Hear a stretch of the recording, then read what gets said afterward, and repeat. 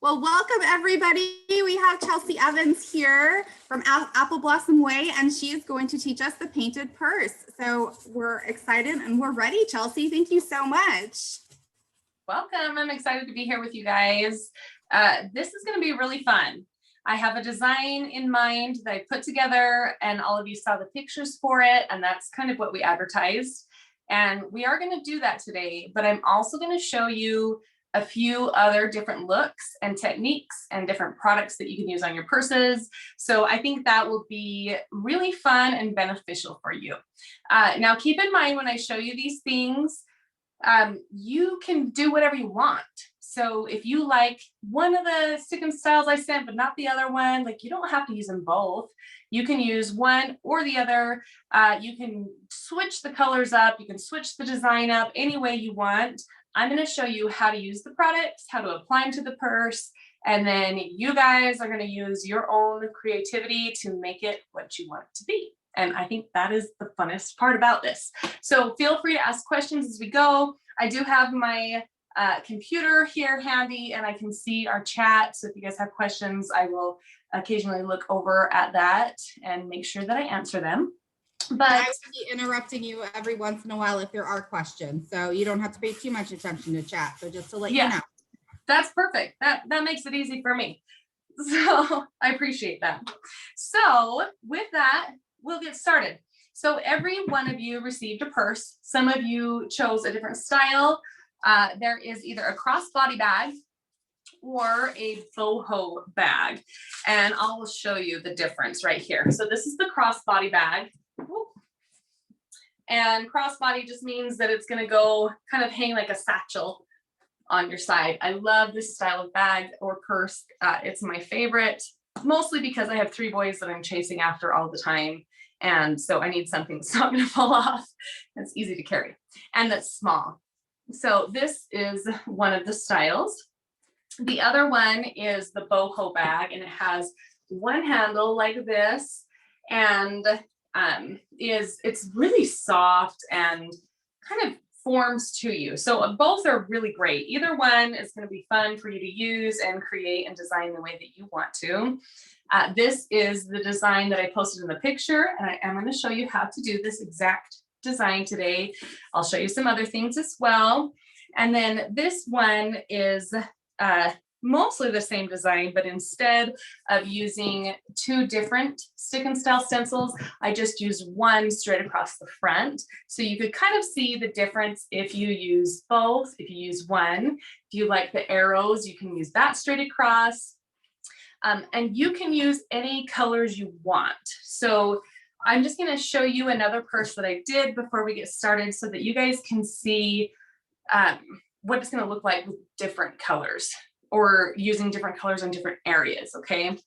And I'll teach you that as well. So this was another purse that I did. I'm going to show you this exact look and how to create it. So this is kind of like a grunge leather look. If you guys are familiar with Freebird or Freebird boots, it's a high-end shoe brand, and they create distressed leather looks. And this is similar to one of their boots that they have. That's what was my inspiration for this. I added a Harley Davidson patch on the front. I added a Harley Davidson tack on the back, pin, and then a Harley Davidson pole here. And then the handle, I made my own, because you can leave this handle if you like. If you like this handle, the strap, then leave it. That's totally fine. I'm going to show you how to cut it off, and I'm going to show you what I use to make a different one. So if you want to do that, you can totally do that. But if you like this, then you can leave it, okay? So this is the original strap. And then I found this at Joann's, and it is a leather and chain strap. And I love the look of it. I love that it looks a little bit edgy and a little bit different. So that's what I used for this. And then I added on the little clips here. I'll talk to you guys about where I got those, so that if you want to do that and change it up, you can. But I love how it just kind of changes up the purse, and how, see how this is so soft and kind of flows. then it feels really nice with my really soft leather and my soft strap. And I love the way that that looks and feels. So I wanted to make sure and show you guys that and why I do it. But like I said, if you like this type of strap, then you can leave it too. All right. So this also has carbon iron oxide, which is 2 of the colors that you received. It also has another color called bone on it, which is a super pale gray, almost white tone. And I absolutely love it. I'm going to show you that as well. So you know how to get this look.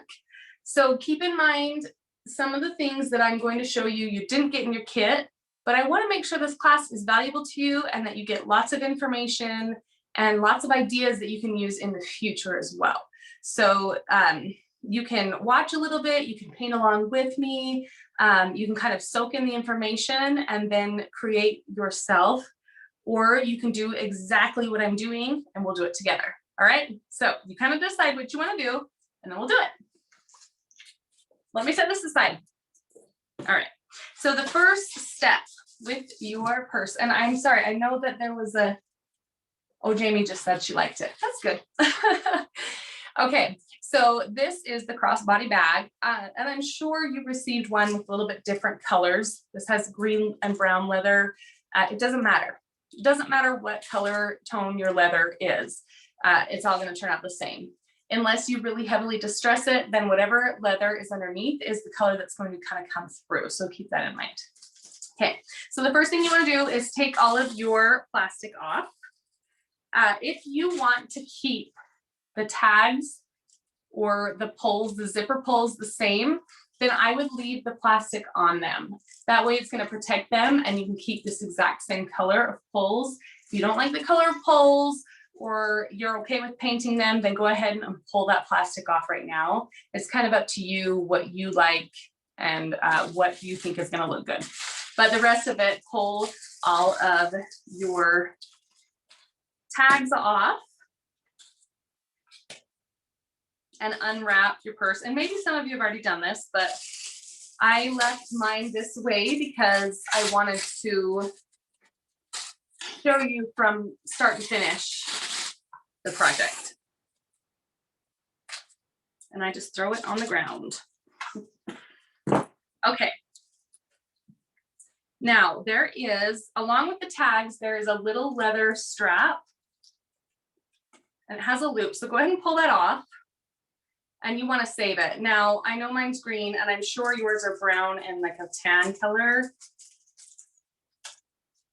So probably I'm guessing that your little leather tag here is going to be brown in tone, just like this one is brown in tone.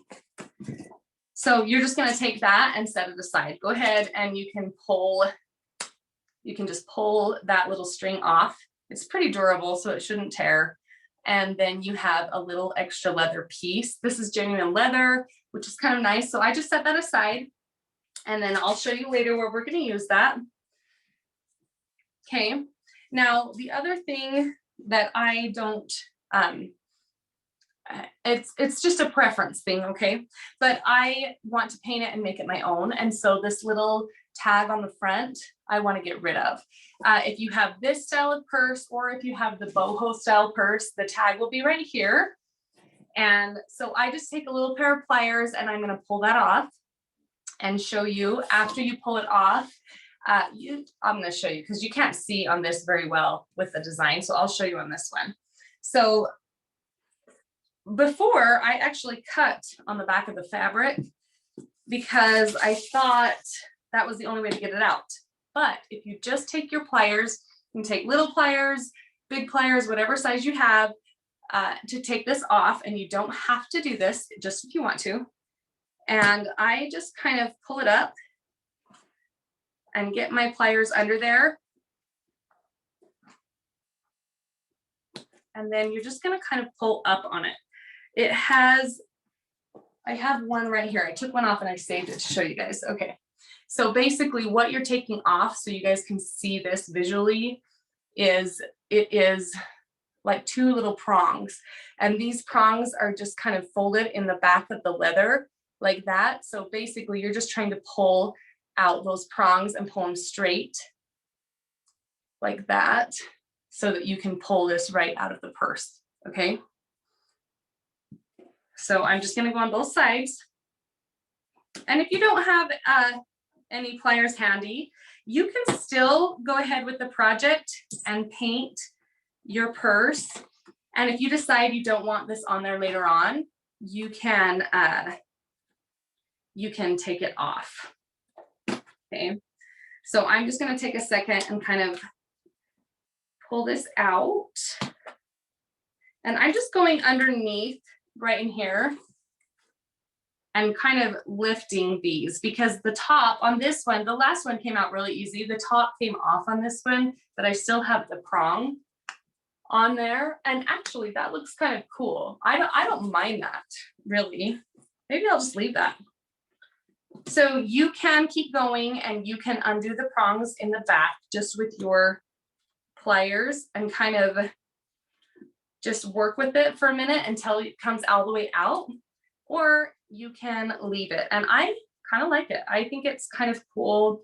I think it looks like there's just a little tiny piece of hardware added to the purse. I've never had this happen actually, so we're just gonna go with it. All right. And then I'm just gonna take my pliers and kind of just smooth it out so there's no sharp edges. So if you guys want to do this, you can. Give you just a minute to try it out. And then the other thing that I'm also going to say is I know I'm the only one on camera, but you all are in the chat. I have the chat pulled up so I can see what you guys are saying. So if I am ever moving too fast or not explaining something enough, something's confusing, please don't hesitate to ask in the chat. And I will do my best to either slow down or answer your questions. Or if you have an idea you think, like, Chelsea, do this, it's way cool, then I will try it. I'm more than happy to do that. So whatever you want, feel free to please chat and say that. Okay, so I'm gonna leave that because I kind of like the look of that. Kind of cool, okay? Now the second thing I'm gonna show you is how to remove the strap. Like I said, if you like it, leave it, don't change it. If you want to try something different, like this one that I made with my own strap, see how loose and flowy and comfortable that is versus this stiff strap, then you can do that. You can add a chain, you can add soft leather. I'm going to show you some other options really quick. Well, I guess we have time, but I want to paint with you guys. So these are some ideas that I had. If you want to do a bunch of purses or have friends and do purses with them, you can get belts. So I went to the thrift store and I found a whole bunch of belts that were soft. Like I was just thinking, like, is it going to feel good over my shoulder carrying a purse? And do I like the design? So is it going to feel good? Do I like the design? And then I went and looked and I thought this would be really fun for like kind of like maybe a military style purse with some army green tones and a cool kind of caramel strap. I love this one. And this one's actually Nautica, so it's a brand name belt. But I thought that was so cute with the little thread in it and the navy blue and taupe color. And this is plenty long enough for a purse strap. I could probably even wear it as a crossbody bag. And it's soft and comfortable. It will feel okay. And then it also has the little, I guess they're not hooks, but it has the belt end on it. So you could put a hook around that. Okay, so I really love that one too. And I'll just show you a couple more that I thought were fun. This one was fun. It's more colorful. If you were doing a colorful purse, it might be fun to have a canvas strap like this, or you could add something kind of like this. This is also a canvas, but it has a cool little stripe on it. And then you can actually just take the end and put the hook on it and hook it right onto the end of your purse. And then you also have kind of like a designer cool hook where it hooks. And right here where these loops are, you can put the hook right through there and hook the other end. So it's pretty simple. If you sew, you could make your own strap and do something like that. If you don't sew and you need it really simple, a belt is a great way to go because you can hook both ends and hook it onto your purse, which I think is really fun. I found my hooks at Joann's Fabric. You can find them on Amazon or any other place. This is a really, let's see if I can get that to not be so bright for you guys. This is a little bit bigger hook, but this is basically what they look like.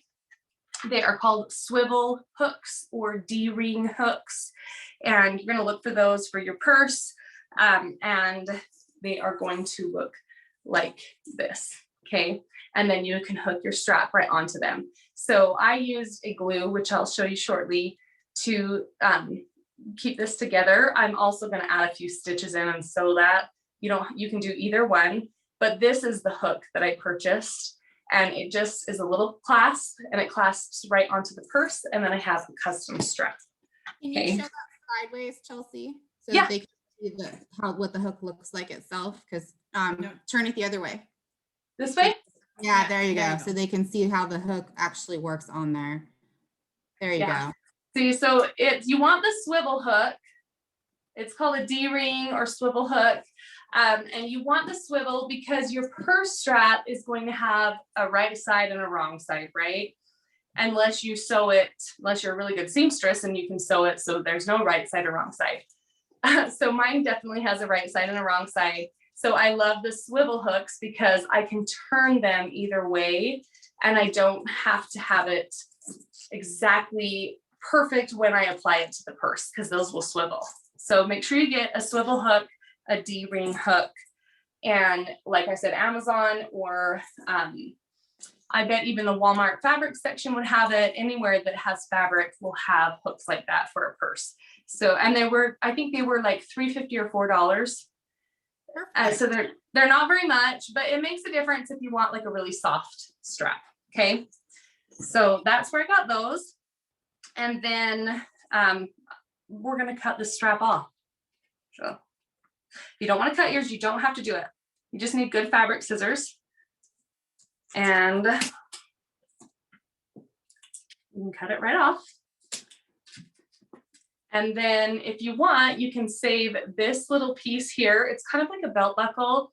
And then if you find a different type of fabric, leather, a strap, a belt, something that you want to use on your purse, and you need something like this to cinch it up and change the length or size, then you have this piece. So you can save that piece, just unthread it.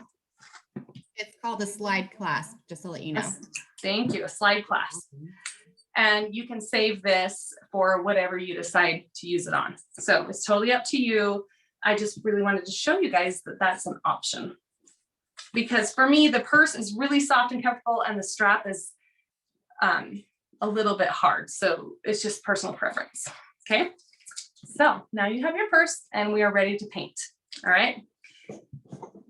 Now, you all should have gotten 3 different colors in your kit from Wiesel Paint. They personally packaged all of those up because they're amazing and they put like individual labels on them and everything. So it was only for this class. No one else has those. No one sells that size, which is pretty awesome. And you should have gotten 3 colors: iron oxide, carbon, and 1987. And I chose these 3 colors because I thought they were kind of fun.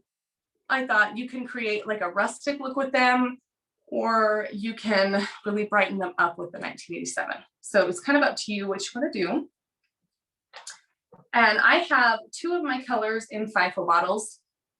If you guys have ever used FIFO bottles, if you haven't used them, they're really awesome. I get them on Amazon and I put my paint in them. They're basically like condiment bottles. So for ketchup and mustard, mayo, they use them at Subway. But I use them for paint because they're really awesome to store paint, and then I can just use a little bit and I don't have to dip into the can to use them. So now we're going to start applying paint. Okay.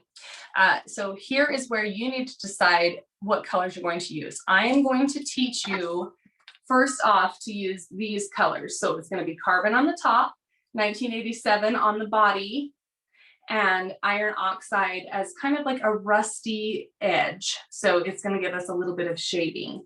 Okay, that is going to be the main colors that I'm going to teach you on this purse. And you can decide if you want to switch them up or do something different. That is totally fine. It's up to you. You can paint along with me, or if you want to kind of wait and watch and then decide, you can do that too. And please ask questions if you have them. So I'm going to start with the 1987 first and put that on the body. Lean is asking if we should sand the purse at all or prep it at all. You don't have to, as long as you haven't handled the purse a ton. If you sat there and like really rubbed on it and gotten grease or oils from your hands on the purse, then I would recommend taking, you guys all received some rad pads from Surf Prep Sanding. I think the blue pads, right? The blue pad? Yes, correct. Okay. So the blue pad is a fine grit. These are really awesome. So these are from Surf Prep. They come in a pack with, let's see, 2, 4, 6, 8 different pads, and they go from super fine to a medium, a thicker medium grit. And they're amazing for almost any project because you can use them by hand and they won't rip or tear.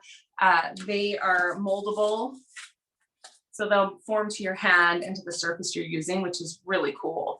And so I love these Surf Prep pads. And I have a discount code for Surf Prep as well. It's just Apple Blossom 10. So if you want to try Surf pads, any of their sandpapers are phenomenal, or a sander, you can use my code Apple Blossom 10 and get 10% off. It's by far, honestly, I'll never endorse another sanding company. They're just amazing from their philosophies to their work, their products, and customer service. They're outstanding. So, and they donated these for us to use, which is really awesome. So if you have handled it or touched a lot, you can use your fine sand pad and you can kind of just rough up the surface a little bit.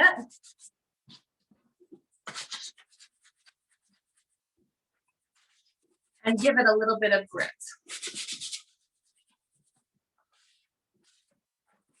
If these are straight out of the packaging and you haven't handled them very much, you don't have to sand them. But if you touch them a lot, it's a good idea just to give them a quick once over so that they are really ready to apply some paint to, okay? So I'm going to use 1987 for our first color. 1987 is like a nude pink. It's a really, really pretty nude pink color. And I'm just going to put a little bit and onto my plate. You don't need much, which is the awesome part. I know you each received, I think they were like 2-ounce pods of color, which should be plenty to be able to do this project and kind of try out the paint. So I'm going to take my first brush. This is a Klingon brush. I have had this brush for 1.5 years, I believe, and it is still in awesome condition. I use my brushes almost daily and I'm very hard on them. Klingon brushes are phenomenal. They are worth every penny. I've bought so many brushes in the past, and I've had to throw away brushes and just kept buying brushes and Klingon brushes. Some of them I've had for almost 3 years now and I still use almost daily. So they're really, really great brushes. They're handmade in Holland and they are filled up to the ferrule with epoxy. So they're really secure. The bristles aren't going to come out. And that's what makes them so fantastic. So I'm just going to dip a little bit of the 1987 onto my brush. And I'm going to start on the back here. And I'm just going to go straight over my inside. I'm not taping this off because I don't care if it's perfect. If I get a little bit on the edges, that's okay, because I'm going to use carbon on the other edges. Or maybe you don't want to use carbon. Maybe you want to paint the whole thing 1987. You guys can do that too. So just paint along with me if you like, or watch, and we will get this base coat on. What about the zipper, Chelsea? You can paint over the zipper if you want, or you can carefully avoid it. I typically kind of just paint right up to the zipper. And then when I paint my carbon, I'm going to kind of dry brush over the zipper. So I'll show you that. As long as you're not putting really thick paint or a ton of paint into the zipper area, it's going to be totally fine. It will still zip and unzip. And the salve that we apply at the end is going to kind of help loosen up any debris or any light paint that got in there, and will help it to keep zipping the way you want it to. And I'm pulling this out of the way. I do have my little tags covered, but if I wanted to paint that, I could take the tag off and I could paint that too. So you guys can kind of decide what you want to do. Tell us a little bit about Apple Blossom Way and how you got your name and what you do for your company. Okay. So Apple Blossom Way. So I have painted furniture for a long time. I started painting furniture, oh my gosh, let's see, 9 years ago as a business. And I painted with a friend, a local friend, and I lived in a little condo. I had 3 little boys and I had a job opportunity come up. So I decided to take it. I went back to work, and I worked as an office manager at an orthodontic practice. I had been an office manager in different practices. So I worked as an office manager. When we purchased our home here on Apple Blossom Way, I thought, what am I doing? I don't want to work for the man anymore. I want to do what I want to do, which explains me a lot. And so I quit and I decided I was going to paint. I wanted to create furniture. I wanted to create and do something I loved. And so I quit my job. It was really scary because I didn't know if I could make up the income, but I was going to try. And I sat there for 3 days and brainstormed on what I was going to name my business. And I wrote down all kinds of things that had to do with furniture and painting. And finally, on the 3rd day, I went out onto my porch here at our new home, and I looked at the sunset and I thought, I really, really love our home on Apple Blossom Way. I love it here. And then I thought, that's it. That's the name. Like, I want to name my business Apple Blossom Way. So I did. That is the story. I love it. That's great. Yeah. Yeah, it's kind of fun.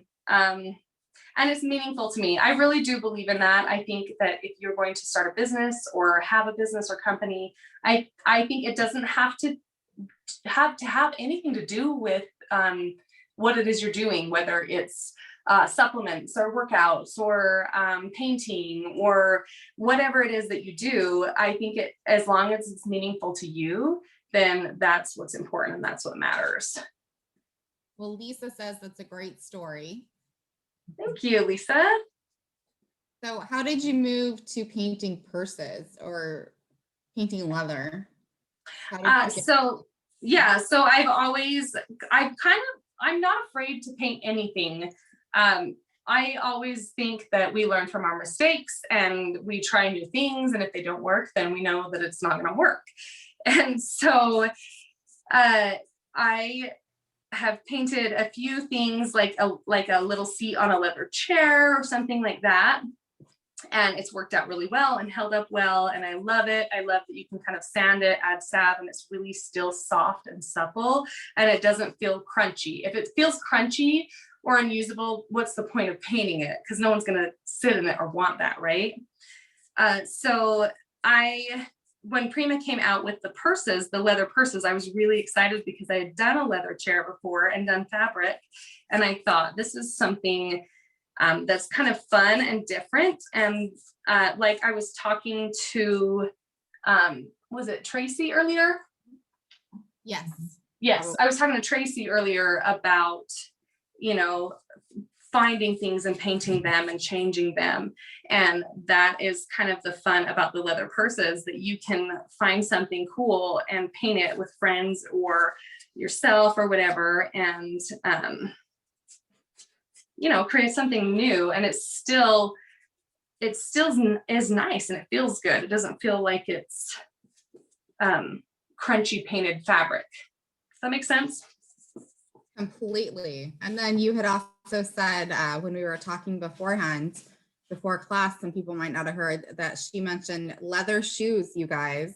Mhm. You can paint anything with leather, not just your purse or a chair or anything, but think of the possibilities. So the only thing I will advise on leather shoes, because I have painted some boots and I do love them, they're really fun to add different patterns and things to, is that if they do crease a lot, especially around like your toes, leather shoes tend to crease around the toes, that can crease a little bit and the crease will show with the paint. So just kind of keep that in mind. If your style is distressed, crackled, if you love things like that, then it will work for you. If you like things that are really crisp and clean and perfect and there's no errors or flaws in it, then a painted shoe or boot might not be ideal for you. So just keep that in mind because everyone's different, has different taste. That's a great tip. Thank you. Yeah. I know everybody's busy painting your purses here, but does anybody have any other questions for Chelsea? Besides just getting to know her questions? Do we do both sides, Lenine? Yes. You're gonna paint the whole panel on both sides. Yes. Yes, I do recommend painting both sides on the purse. I think that at least get your base coat. If you want to stencils both sides, that's totally up to you, but at least get your base coat on. Now on these small parts that I'm painting, I'm going to show you, okay? I might get a little bit on that metal. I might get a little bit up here. That doesn't matter because I'm going to paint this another color anyway. And the metal, once it dries, I can take a wet paper towel or something and kind of really wipe that off and clean it up if that bothers me. So just keep that in mind. Don't worry. Don't be like, oh, I got a little bit on the metal. It's totally fine. Because like I said, you can clean it up really easily after. Okay. So we've got our first coat on there. Now, the great thing about using the chalk synthesis paint, I've used a lot of different paint on leather purses. I honestly think the Wiesel chalk synthesis paint is my favorite. It just does really well with them. And it has a little bit of flexibility in it. Wiesel has another line called 1 Hour Enamel, which is awesome. It's really great for cabinets and doors, painting trim and things like that, but it's not a flexible paint. And so if my paint purse moves or has folds in it, it's not ideal. Now the chalk synthesis paint is made differently, and so it will kind of move with that movement of the purse, which is really great. So that's why I prefer using the chalk synthesis line on purses instead of the enamel line or a latex paint. I know there's a lot of companies that will say you can create your own chalk paint, you can use latex as the base, but that is a completely different chemistry and it's not going to work as well on your purse. So don't use a latex type paint. It's going to peel off on leather or it's going to chip or break. So use like a chalk synthesis line from Wiesel is ideal. A fabric paint or something like that is going to work a lot better for you in the long run. So Chelsea's saying good night. Chelsea's in Norway, so she's got to work tomorrow. Carry on. Lenine is asking, is washable? So once you get the salve on, it's going to help protect it and preserve it. And you can take like a wet wipe or something and kind of wipe it down as you need to. And then you can reapply salve as you need to, but I wouldn't put it like in the sink and wash it or anything like that. So you kind of wipe it up. That's good to know. And Audrey would like to know, can you use acrylic paint on leather purses? Can you use what? Acrylic paint on leather purses. Yeah, so I wouldn't recommend painting the whole person in acrylic paint, but you can definitely use acrylic paint to paint like little flowers or something like that on it. You can definitely do that. And I'm just looking for my little baggies because I know I showed them to you, but I don't know where they went. I'm just gonna put my little brush in a baggie. That is so weird. Okay, well, we'll put my brush in water. Okay. So we are going to head and use carbon now. So I'm going to use carbon on the bottom and the top. And this is also in a 5-fill bottle. I'm just going to put a little bit on my plate here. I absolutely love carbon. It's one of my favorite colors. It is a really beautiful deep charcoal with a little bit of a blue tone in it. And it looks amazing. I have it on my front door in the enamel paint. And it's just really, it's like a beautiful alternative to straight black. That's why I like it. So I'm going to use an S50 or S30 Klingon brush. This is a small, short-handled S30 Klingon brush. And we're going to paint the bottom and the top of the purse with that color. Now, the thing that I love is this purse, and kind of depending on which color scheme you got, this purse has a dark brown top and bottom. So it's going to take very little paint to cover that surface. And I want to apply it thin. The more thick that you apply your paint, the more chance you have of crackles, and it will take longer for the paint to dry and adhere. So I'm just going to really carefully take my brush and go across the edges. I'm going right across the stitching lines, and I'm just going to go down just a tiny bit into the pocket, just really lightly. That way, if I open it, I'm going to see something. And you asked about the zipper earlier. I got a tiny bit on here. I actually have a little bit of this paint, so I'll just dab it on with my finger. You asked about the zipper, and I'm just going to go around the zipper. I'm not going to tape it off, and I'm going to lightly just brush over the top of the zipper. Okay. That way it will pick up just a hint of the carbon paint, but it's not going to gum up the zipper or cause any issues with it. If you paint it on there really thick, you might have issues with your zipper. So just do it really light. I also go both ways when I'm painting leather. I feel like it's called cross hatching. So you're going one way and then you're going the other way. I feel like it helps to completely cover the leather, and I can apply it thinly like we want it to be. Okay. So we've got the top and the bottom, and I'm going to flip it and hold it upright. I could lay it down, but obviously that paint needs a little bit more time to dry. So I'm just going to hold it upright while I paint the back side. And I'll ask, how are you guys doing?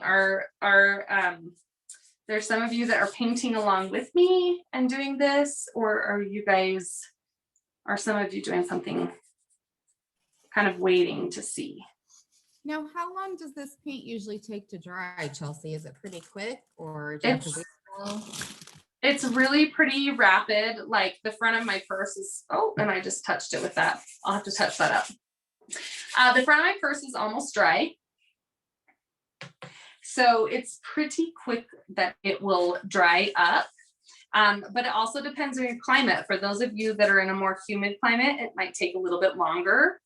For those of you that are in a wet climate, those of you that are humid or wet, it's going to take longer. Those of you that are in a dry climate, it's going to dry very quickly. I'm in Utah. It's really dry here, so this is going to dry fairly quickly for me. So if I am going too fast or mine's drying faster than yours, just tell me and I'll kind of slow down a little bit. Okay, well, Robin said that she finished with the 1987 and she's starting the carbon now. Perfect.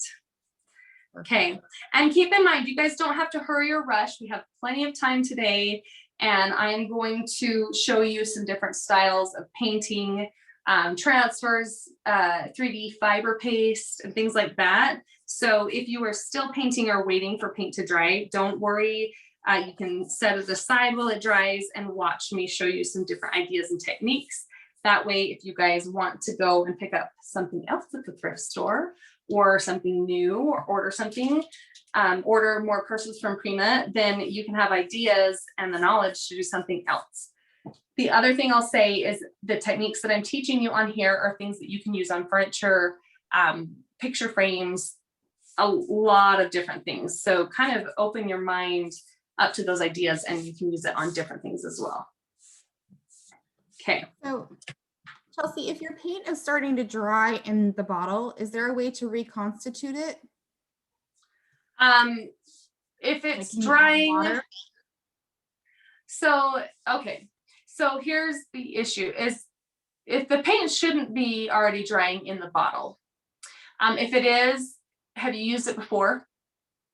Yes, it was used at the previous class. She just reopened the bottle right now and noticed that it was drying a little bit. She was just wondering if there's. So you can add just a little bit of water if you're going to use it immediately. If you add water and let it sit, then it might spoil. So it is an all natural paint, which is really great because it's 0 VOC and it's healthy and safe to use. But with that, there's not all those preservatives and things like that in it. So you can add a little bit of water and kind of mix it and use the paint now, but I would not store it with the lid on when you've added, it's called a contaminant. So if you've added that water into it, then it could contaminate it and it could cause it to mold and things like that. But for right now, yes, you can add a little bit, mix it, and then you can go ahead and apply it. So most paints are designed to last quite a while. YSL paint comes in a quart or a pint size, okay, like this. And because it's made the way that it is, safe to use and awesome, it really is awesome. You don't want to add direct water or direct brush or direct contaminants into it. So you want to pour it out. That's a big reason why I use FIFO bottles. And I put my paint into FIFO bottles because I can squeeze out what I want to. It's going to stay nice and moist. It won't dry out. It's going to protect that paint. I can use what I want. And I won't contaminate it by dipping a brush into the same can over and over. So they have a quart size, pint size, and you can also order the FIFO bottles like from Amazon, and then you can put your paint in it to store it that way. So there's a few different options to kind of help you keep your paint safe and keep it good. But for right now, that might be your best bet if you're using it the small sample size again. Perfect. Thank you so much. You're welcome. And I seriously don't know where I put those little baggies. Like, I feel like I'm losing my mind, you guys, because I just showed them to you and I thought I put them back where I got them from. Did you put it in the upper left corner of your table? That's a really good question. Did you see me put them there? Or right corner. Sorry, the other one. Or right? I remember you moved something up to the corner, but I don't remember what it was. I just thought it might have been. Oh, shoot. Okay, that's okay. I have enough brushes out that I should be okay if I put this in water. I just think it's funny that I don't know where I put that. So that's okay. It's okay. There's another question. Can you use the furniture salve over the acrylic paint? Yes, you can. So you can use, and I just want to make sure that I am seeing all the questions too, because these are my friends, the volunteers that are here are asking. Oh, okay, great. No, that's good. Yeah, no, you totally can. Yeah. So you can use the salve over leather, metal, wood. You can use it over plastic. I love using it in my car. I tend to have a really hard time with chemicals such as Armor All. They kind of give me a headache. And YSL salve will do the same thing. It will shine and retreat and soften leather, plastic, and metal, and make it look like new without giving you those like the chemical headache. So I really love them. So yes, if you can use it on that, you can totally use it over top of acrylic paints and different other paints as well. Lisa, this is the first time using. Awesome. I'm really glad you do. There's some awesome colors with it too. So.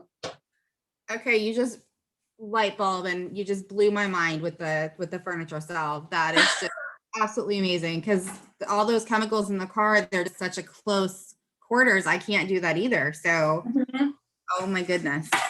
Yeah, I love, like, YSL is amazing. They're a company that really cares. They care about their products. The ladies that own it are phenomenal.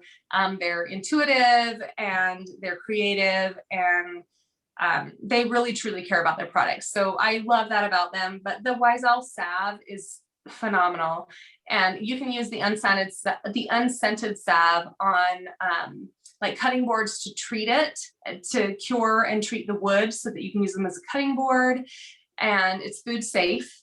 You can use it on your hands and hair. I even use it on my dogs. The unscented salve, I use it to soften up their fur and to treat it. It's really an amazing product, and we're gonna use it on a person's today. I'm so excited. Yay. I'm glad. Yeah, it really truly is. Actually, that is probably one of the very first things I ever saw from YSL, and it's kind of what drew me to the company. So it's kind of cool. So how are we doing on our drying time? For those of you that are painting along with me, I have carbon and 1987 on. My carbon on the bottom is still drying, so I just want to check in with you. I can do something else and come back to it if you guys still are drying. So let's kind of see where we're at. If you guys will just pause for a second and just pop in a message and let us know, then we can kind of move forward where we need to. Well, I have 2 people painting here, so they're still looking. Okay, so at least 2. The bottom of the boho purse, I painted 1987. So I painted the entire bottom of the boho purse 1987, and I just painted the top carbon. If you're going to leave the handle, you could paint the handle carbon as well. I left this handle the natural brown color, but you can, if you want to leave it, you can paint it. You can paint that carbon for sure. Paint drying. Still painting, slow painter. Audrey just ordered an 8-ounce jar of the salve. And you guys have my coupon code, right? For 10% off my website. It's only for Gather members. Yep. Yeah, So, they all got the coupon codes. And Tracy said she's doing good. Paint is still drying. Okay. Okay, so they're still painting. So okay, well then I'm going to show you guys something else. Yes, you can. Okay, perfect. Awesome, Audrey. Awesome. So yes, you can use a heat gun or a blow dryer to speed up your drying time if you would like to. I'm going to set this aside. I'm going to paint something else, and I'm going to show you guys some different things while we're waiting. I thought that would be the best use of our time instead of me just talking about things, silly things. So I am going to paint something else. So if you want to use a heater to speed up, you can, or you can just set it aside and watch me do something else. Maybe there's something that you really like on what I'm going to do, and you can use it on the purse we're painting. So with that, we will start. The first one I'm going to show you, I'm just going to paint a base coat on this, and I'm going to grab another purse and start painting a base coat on that. But I have something cool I want to show you guys on this one. So I am going to start with this one while our paint's drying. Again, I'm going to grab, this is similar to the boho purse. It's just a little bit, is this the same one? Wait. Oh, maybe it's the same one. Okay, this is the boho purse. It doesn't have any stuffing in it. I'm going to take off this tag again, and we're going to paint a base coat on this. I'll come back to what I've done here as soon as our paint's dry, and I will show you guys that while I take off this tag. And we'll paint a base coat on our other purse, and then I think all of our purses should probably be pretty dry. We can move on to the next step. Okay, so this one came off all in one piece, and most of them do. That first one I pulled off, that was a little different, but most of them come off in one piece. So we'll set that aside. And then it does have a little plate behind it, so I'm just going to kind of straighten that out. There. And now we have our tag gone. I'm going to talk to you guys about this design that I did and what I used here in a little bit. Right now, I'm just going to get our base coat on here so that we can paint, add a transfer on later. I'm going to show you guys how to do that because I think it's fun. I want you guys to know how, even though that's not the purse we advertised. I want to give you like as much information as I can that's going to be helpful and useful to you while we're waiting for paint to dry. So I'm just gonna use, this is an S50 Klingon. It's also a short-handled, wide, flat brush. And this color that I'm using is called Bone from Wise Owl. And it's a super pale gray, almost white. And I'm just gonna take it and I'm just gonna go right over my leather.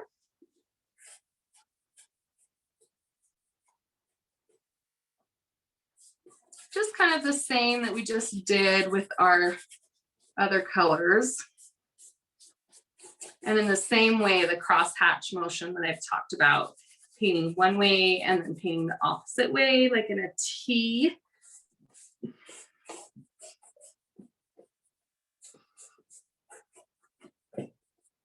Okay, and there are some spots that I have left that aren't, let's see, that aren't completely covered. Okay, so when we distress it, we don't have to distress as much because there's like a natural distress. And I'm actually gonna go right around the back of it.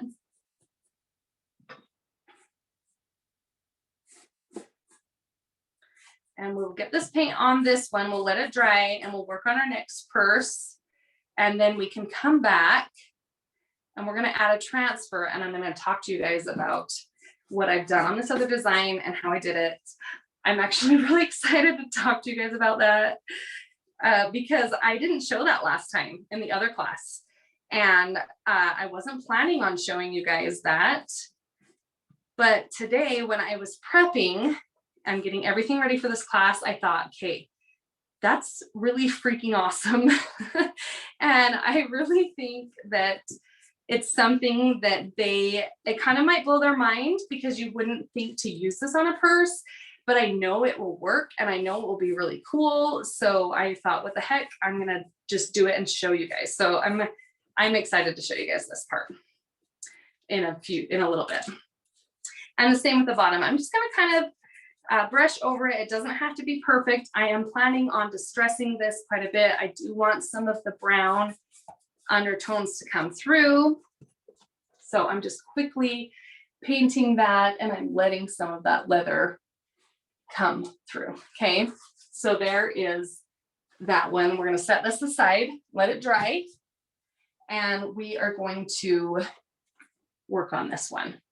And you guys are probably getting pretty close to being dry on yours. If you are, please let me know and we'll come back. But I'm just gonna add one coat on this and then I'm planning to come right back to our main project while that's drying or while you guys are still painting.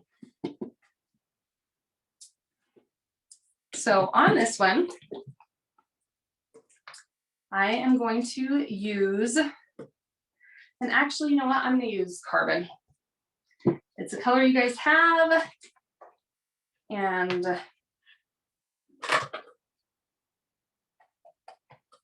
I think that will be good to show you with that base. So I am going to show you kind of this grunge look that I created with the Harley Davidson purse, okay? Because it's kind of fun and different. And I think it's good for you guys to know and try it out, even if it's with different colors. So I'm going to go ahead and paint right over. I'm just going to put a base coat on right now, get this down. And I'm going to paint over the whole thing. If it goes on the metal, that's okay. I can clean it up later. I'm just getting a quick base coat down all over the whole purse. And although I am working quickly, I'm not putting it on very thick. That is really important with the leather purse. Don't put it on super thick. I'm not going to sand this one. I haven't really handled it much. So I'm not really worried about any paint not adhering because I haven't touched it.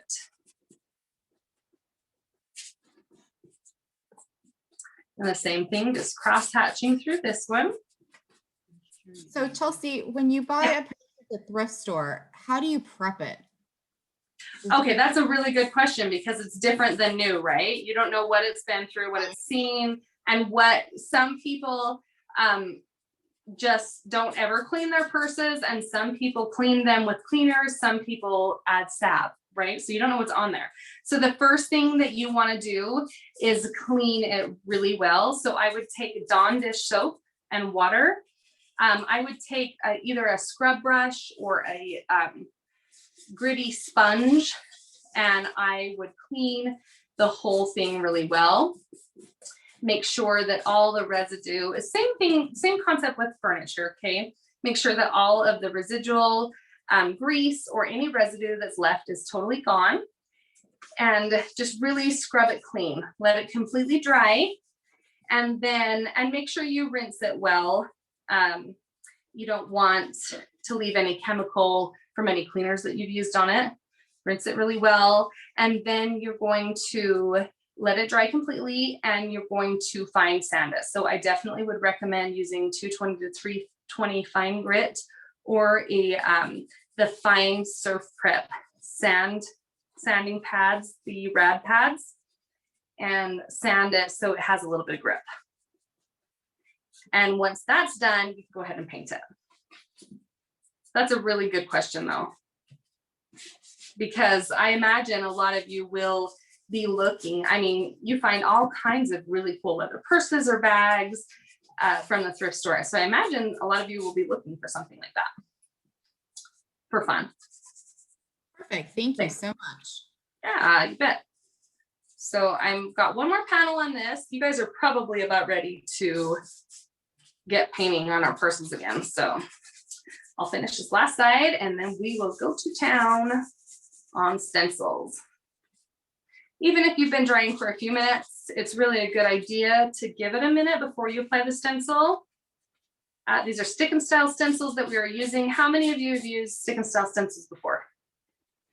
If you have, let me know. If you haven't, let me know. So we kind of have an idea while I paint the bottom of this.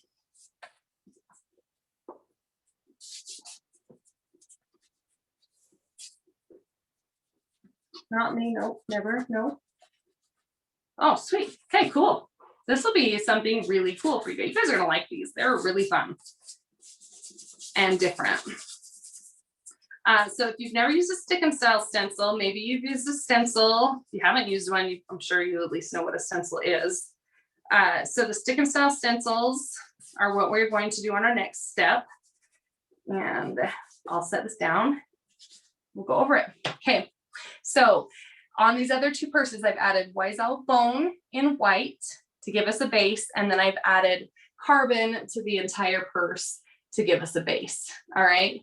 And I kind of love the way this handle looks with it. I think that looks awesome. So I'm going to set these two aside, and then we are going to move on back to our purse. So Tracy says, Chelsea, I love my blending. And Lenine is asking, as mine is drying, I see a few thin spots. Should I apply more paint? Okay, Lenine. So that is totally up to you. We are going to distress these purses. So when we're going to do that before we apply the stencil and after we apply the stencil. If you like the color of your leather underneath, then go ahead and leave it thinner. And when we distress it, some of that color is going to come up more than in other places. If you don't like that and you want it more solid, then go ahead and add a little bit more paint and let that dry. You can hit it with a hair dryer or a heat gun or something if you want it to dry a little bit faster to speed it up. My hands are so covered in paint, you guys. So that's up to you. That makes sense? All right. So my purse is pretty dry. I feel like we are good. Now, I will tell you this, the longer that you can let your paint sit on your purse, the least likely it is to peel off a little bit with the stick and style stencils. Now, it's not going to completely peel off, but it will self-distress a tiny bit when you pull off the stick and style stencils. So just be prepared for that and ready for that, and don't freak out. Okay. So one thing I like to do to prep my paint before I apply the stick and style stencil is just to make sure I sand it just a little bit. Now, all of you received a fine surf prep sanding pad in your kit with your purses. And so you're going to take that And you're just going to very gently sand your paint as long as it's dry. If it's not dry, wait. If it's dry, then go ahead and just sand your paint until it feels kind of smooth. If you like it a little bit more distressed, sand a little bit more. If you don't really want it distressed, be very gentle and lightly sand, okay?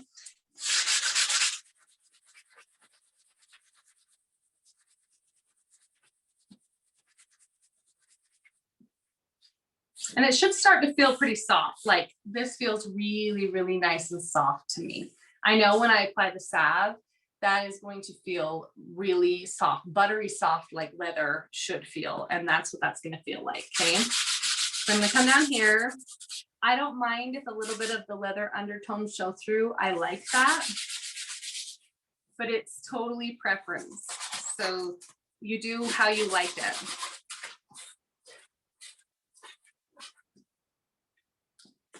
Make sure you distress the sides and the little handles, the little clips. On the hobo, should we sand the bottom? Yes. Any surface you've painted, just really lightly sand. This is going to do two things. This is going to make the paint be softer and not have any crispy edges, be more even. And it's also going to help bring the leather up and adhere your paint to the leather a little bit more.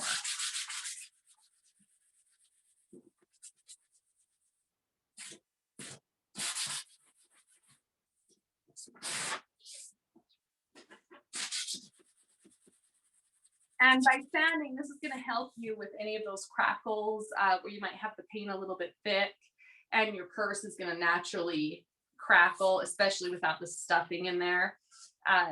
Then you just want to make sure you kind of sand those areas, and that will help it to stay the way it needs to stay.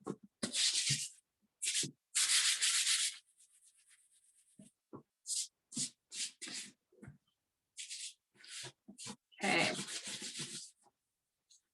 If your paint is wet, if your carbon's wet, it's going to wipe onto the lighter color. So if it's a little bit wet, just wait to do this part.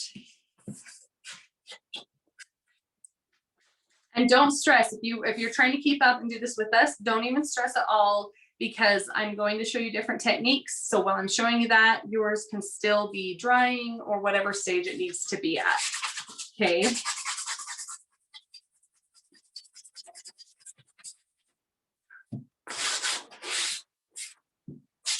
All right. Yeah, that feels pretty soft. So you just really want it to feel really nice and soft. It should feel almost like suede leather. After we apply the salve, it's going to feel like suede leather. It's going to be really soft and supple. So you just want to sand it till it feels pretty soft and you're not feeling any crunchy edges. And as long as you're feeling that soft, smooth texture, then you are done sanding. Use a paper towel just to kind of get the dust off my hands and off of the purse. There shouldn't be a ton of dust on your purse, but if there is, just kind of wipe it down lightly just to prepare it for the stick and style stencil.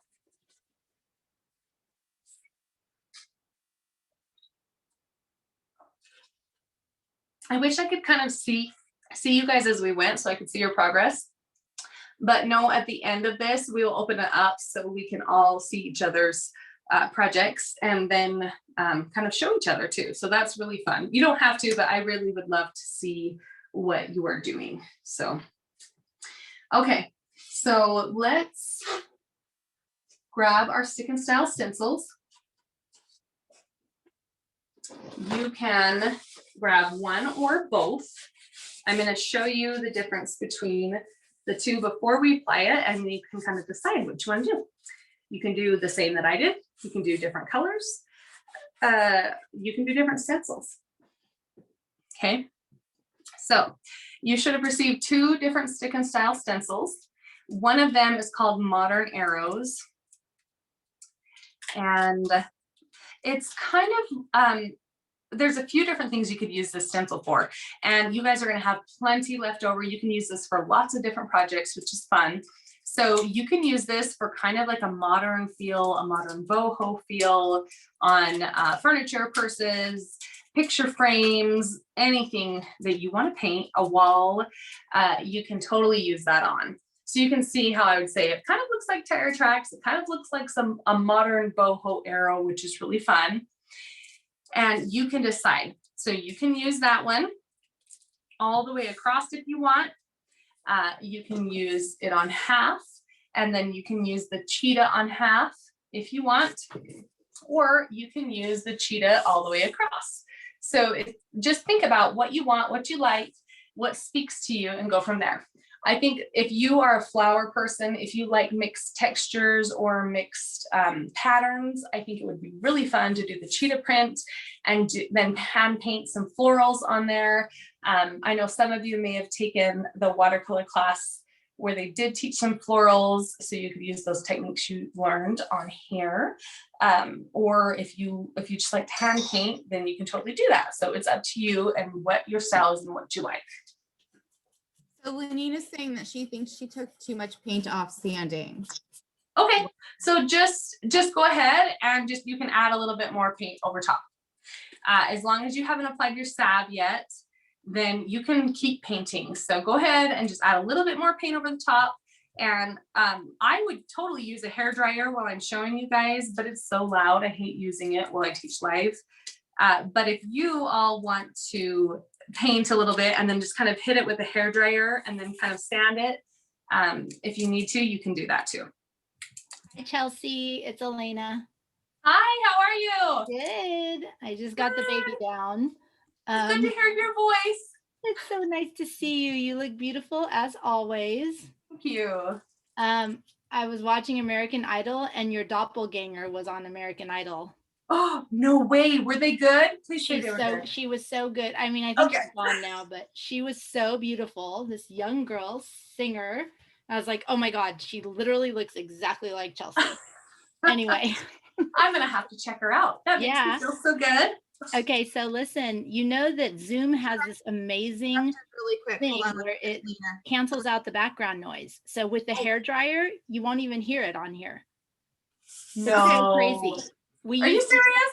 Yes, it is the craziest thing. Anna was using her heat gun and I was like, what's this magic heat gun you have? How come we can't hear it? It's Zoom. It wipes out that background noise. So I've been using mine. You can't hear it. It's weird. Huge interruption, you guys. Robin spilled paint on her carpet. Do you have any suggestions for mad cleaning?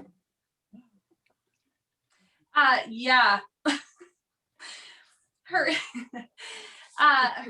and wipe it up. You can use, if it's like a chalk line, you can use soap and water and clean it, and a shop vac. It's the cobalt color. Oh. Yeah. Yeah, okay. That's exactly what I was thinking. Okay. I mean, it's acrylic, so it's mostly let's just say a prayer for Robin. Okay. That's where we're at. Oh, shoot. Yeah. Oh, Robin, that sucks. But you know what? It's acrylic, so it's kind of done. But it's water-based. So if you get some good Dawn on there and clean it off and use your wet back, it should help. It should come off. Oh, that sucks. I'm so sorry. But you can make a really awesome rug to put over it, Robin. You can. that's what I do with my carpet mishap. Okay, well, anyway, Chelsea, you have to try the hair dryer. You would be shocked. You can't hear anything. It's really crazy. I feel like we should test it out because I do have my hair dryer plugged in. Turn it on right now. You're going to be like, what? Okay. Are you guys ready? I feel like. Yeah. Okay. See? Nothing. No noise. You can't hear it? No. Nothing. Really? Literally. You have to watch back Anna's video and you'll see, because she uses the heat gun a lot. Or anyone who else used the heat gun, Jamie? Anna did. Did Katya? Yes, a little bit. And then also Jaya did, right? Who? Jaya? Oh, yes. You're talking about February videos. I was thinking about this one. This one currently. Encore is only Anna so far that I can think of really. Just Yeah, go on Anna's video, Chelsea. You'll be amazed. I'm gonna Yeah. check it out. That sounds awesome. Or, you know, when we post this one, you could turn it on to this spot right here and you'll see the surprise Fast look. forward. No shot back. I hope the spot remover works, Robin. You got this, Robin. I believe in you. Try the dawn. Try dawn with it. Try Good it luck. on. Okay, so I am going to show you guys some stick and style stencils. Okay, so these are stick and style stencils from ReDesign with Prima. You should all have received 2 in your kits. One is Cheetah and one is the Modern Arrows. Okay, these are awesome. And I left the package in the closet, but I believe there is, how many, 9 yards? Do you remember, Elena? I don't have mine in front of me. Okay, can't remember. anyway, there's a whole lot of it. 3 Just yards. a really, really big amount, a large amount. Jamie said it's 3 yards. 3 yards. 9 feet. Okay, so 9 feet, 3 yards. Okay, that's great. So there is a lot of this in the different prints, and you can use it on lots of different things. The great thing about this is if you have, let's say you are having a purse party and you have friends over, or you're just doing it yourself, doing a bunch, if you're working on a dress or anything like that, and you want to use this stick and style stencil, I can apply it. So all I've done is roll it out. I cut off the excess, okay? And I'm going to set my tube aside because I can use this like 27 more times. There's a lot of it. And then I can paint over this, add my design, and I can peel it off and I can apply it to the next one, add my design. I can probably reuse the same section that I've used 5 to 7, 8 times, and it will still have a really good stick. And so it's good. So yeah, there's 9 feet, but it's going to go a long way. So keep that in mind. Okay, so if you want to use this and then save it after you use it, what I do is I'll paint on it. I'll take it and I carefully set it on the side of my table. I just barely stick it to the back. I let that paint on the back side of it dry. And then I will either put it on like a little piece of plastic, or I will carefully just roll it back on my tube, and then I can use it on my next project over and over. So keep that in mind, that these are totally reusable several times before you throw away the section that you used. What a great tip, because I threw mine away, but that is such a good tip. Yeah. So anytime you can reuse something and save a little money or make it go farther, like totally do that. Okay. So Lanine's asking if you ever wash the stencil. Not these ones. So these ones are stick and style. They're basically like a sticker. So they're a sticker on the back. If you washed it, it would kind of sorry guys, it would lose its adhesion. So it wouldn't stick as well. It's not like a plastic stencil. So no, I wouldn't wash them. I would just kind of store them and use them as much as you can, as much as they'll stick. When they start losing their stick, just toss that section and move on. But the nice thing is, that I love about these is they kind of go around curves. So if you have a curvy dresser or curvy drawer, they are going to adhere to that, and they're going to adhere to my little curve on my purse here.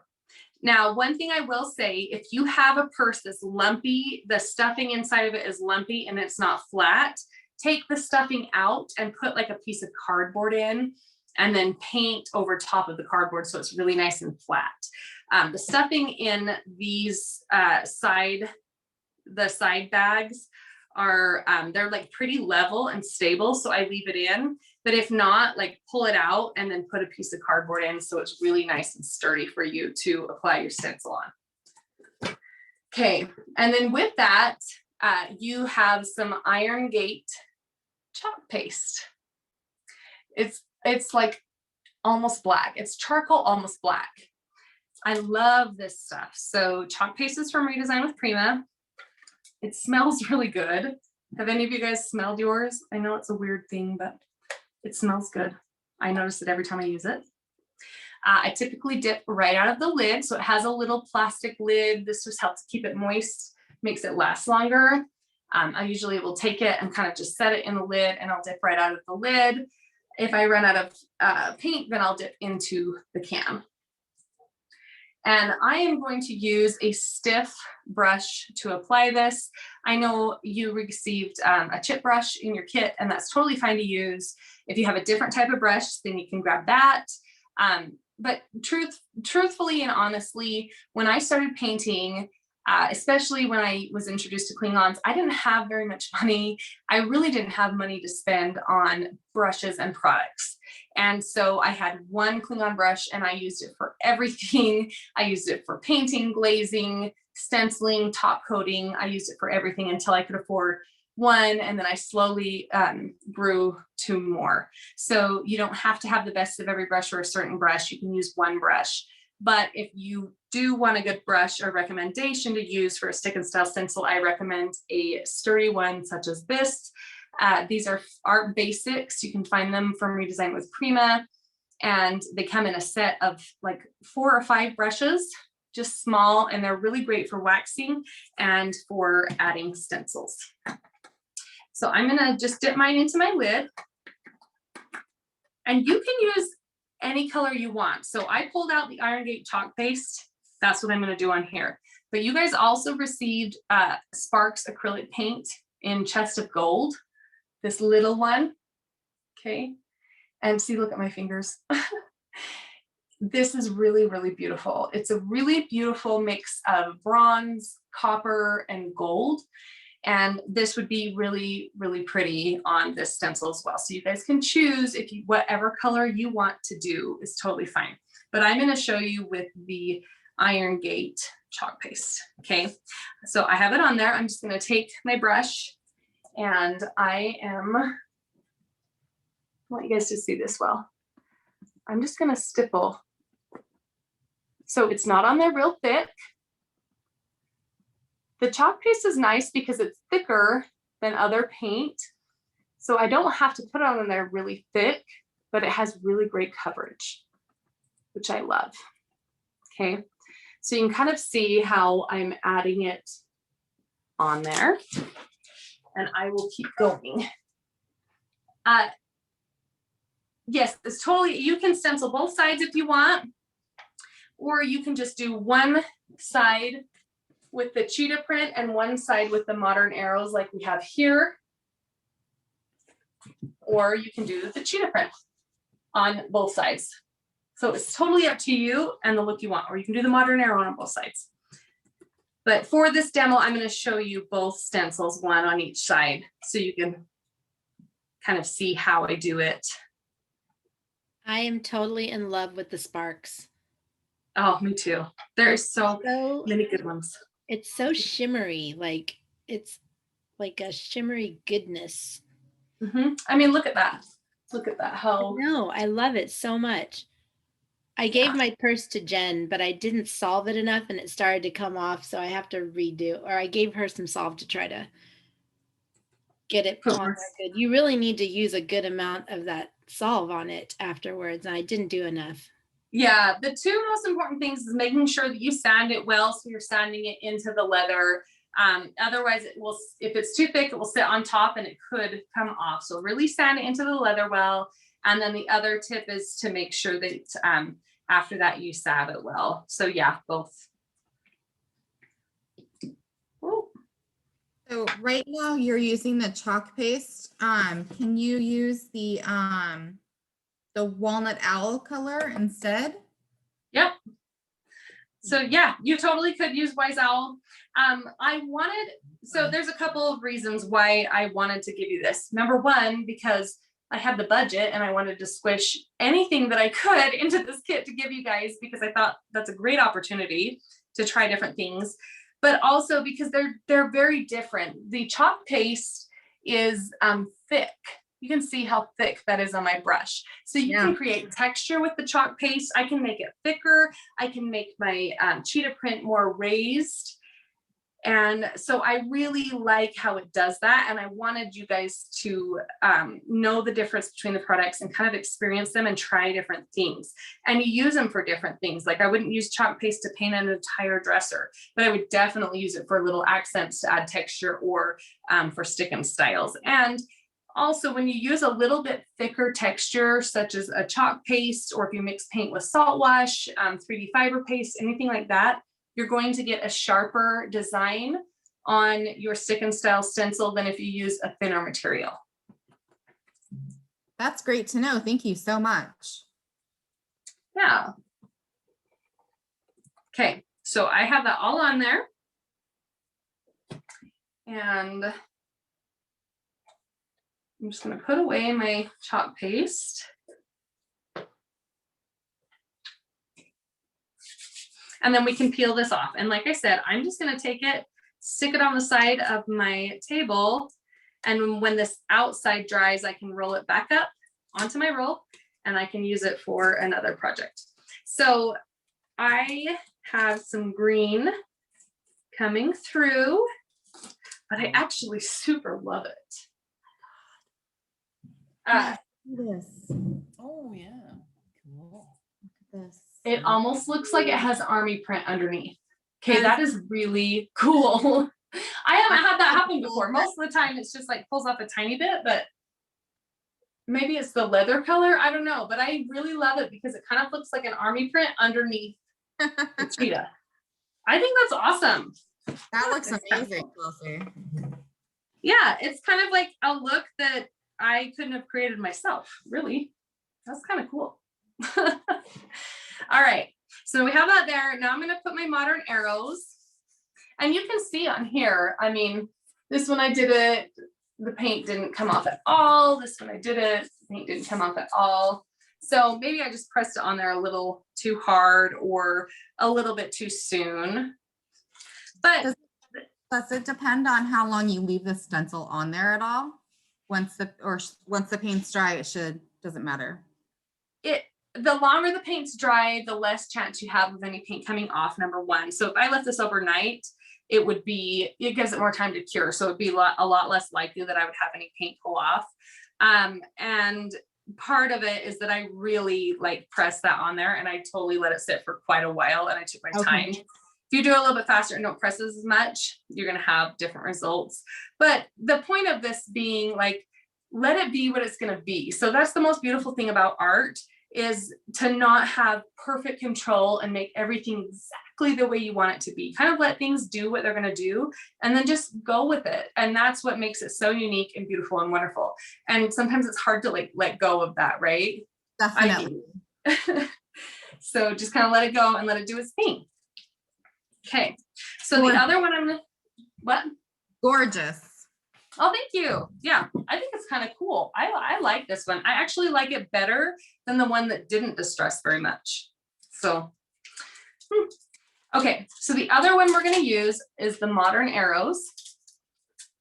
And this purse, the first original purse I did, I laid it sideways, horizontal, the same way that I laid the other one.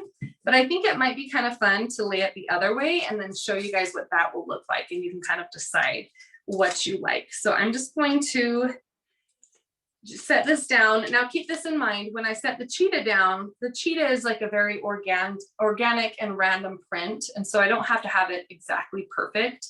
Modern arrows is more precise. And so I want to make sure that the arrows are straight when I apply it. So I'm just going to kind of take it and try and match up my arrows to the seam line here. That way they will look like they're not crooked. And it's okay if they are, but just keep that in mind that because they're more precise design, you want to be a little bit more careful when you're placing it so that your design is more precise. Okay, so now we're going to use this Magic Sparks paint. It is so beautiful. So this is an acrylic paint, and it is a metallic paint. I chose this color called Chest of Gold, and I spoke about this a little bit earlier, but just for the the dynamic colors and the diversity that it has, that it feels copper, but still gold with a little bronze. And I think that's fun. Sparks has a lot of different colors and they're really beautiful and fantastic. And you guys should definitely try them. But this one is kind of a special one for those reasons. So I'm just gonna take a small artist's brush that I have here. If you need to use your chip brush, just go ahead and wipe it off on a paper towel or just rinse it and wipe it off. And then you can keep using the same brush. That's totally fine. But I'm going to use this with our Sparks bronze. And then I'm just going to kind of paint over the arrows. It doesn't have to be totally fully covered. The cool thing about this paint is it's very intense. So I don't have to put it on there very thick for it to show. I mean, a very thin layer will be a beautiful metallic glow. So kind of keep that in mind when you're adding it. And then I just like to add it all the way to the seam line. If you want to go all the way around your purse, you can. If you just want to do the front, you can do the front. So kind of think about what you want to do. And then I'm going to go ahead and take this off.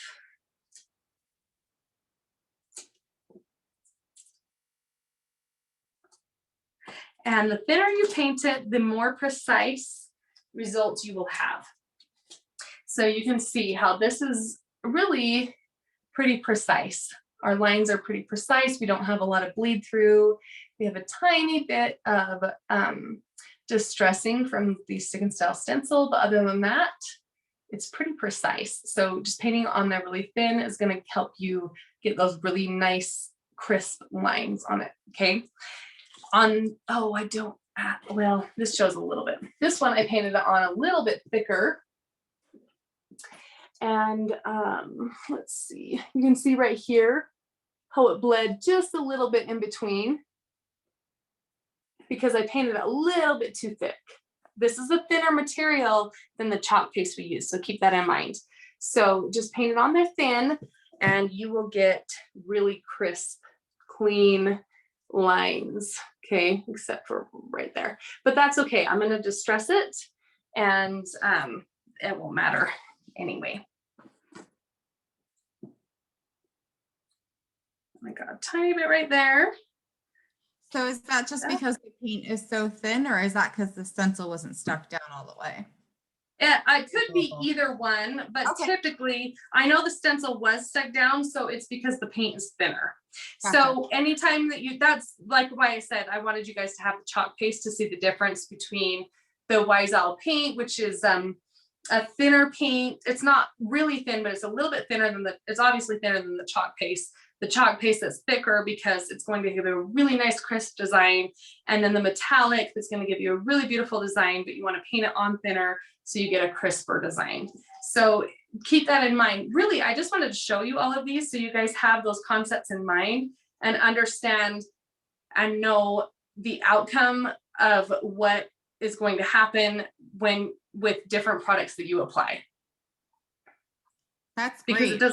it does make a difference what you use. Like when I'm painting bricks, if I don't have my consistency exactly right when I'm putting the base coat on, for those of you that don't know, I do faux brick walls. So they look like bricks, but it's paint.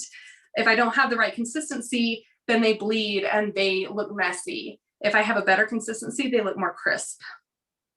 So if somebody has a favorite paint, like this acrylic paint right here that we were using, is there something that they can add to the paint to make it a little bit thicker and go on more like the chalk paste?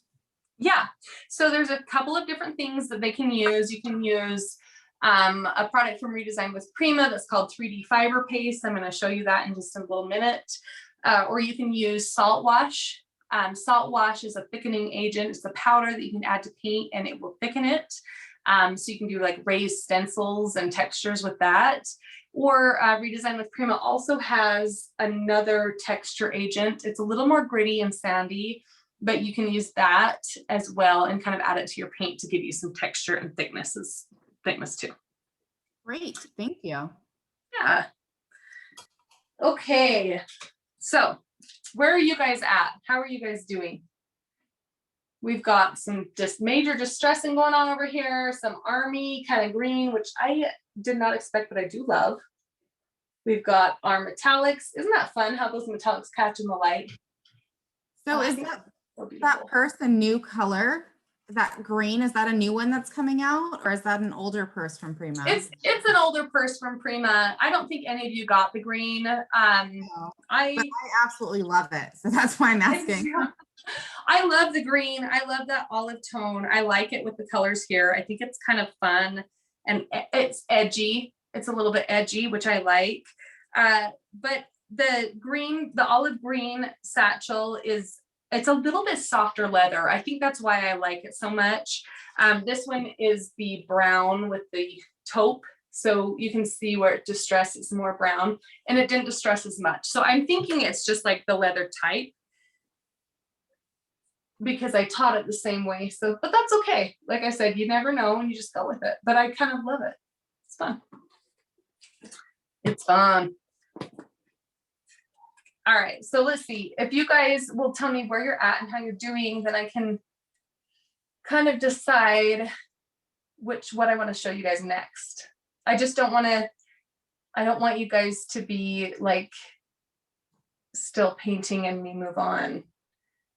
But I got lots to show you and I'm happy to show you guys while you paint because you can watch the replay too. I'm going to set this aside and I am going to, this one isn't quite. Will we be painting second stenciled the paper inside? What? I don't understand your question, Lenine.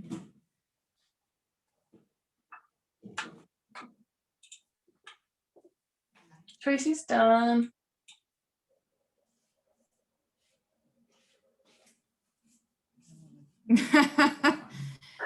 Neither do I. Nice. Oh, okay. She's finished second stencil. Perfect.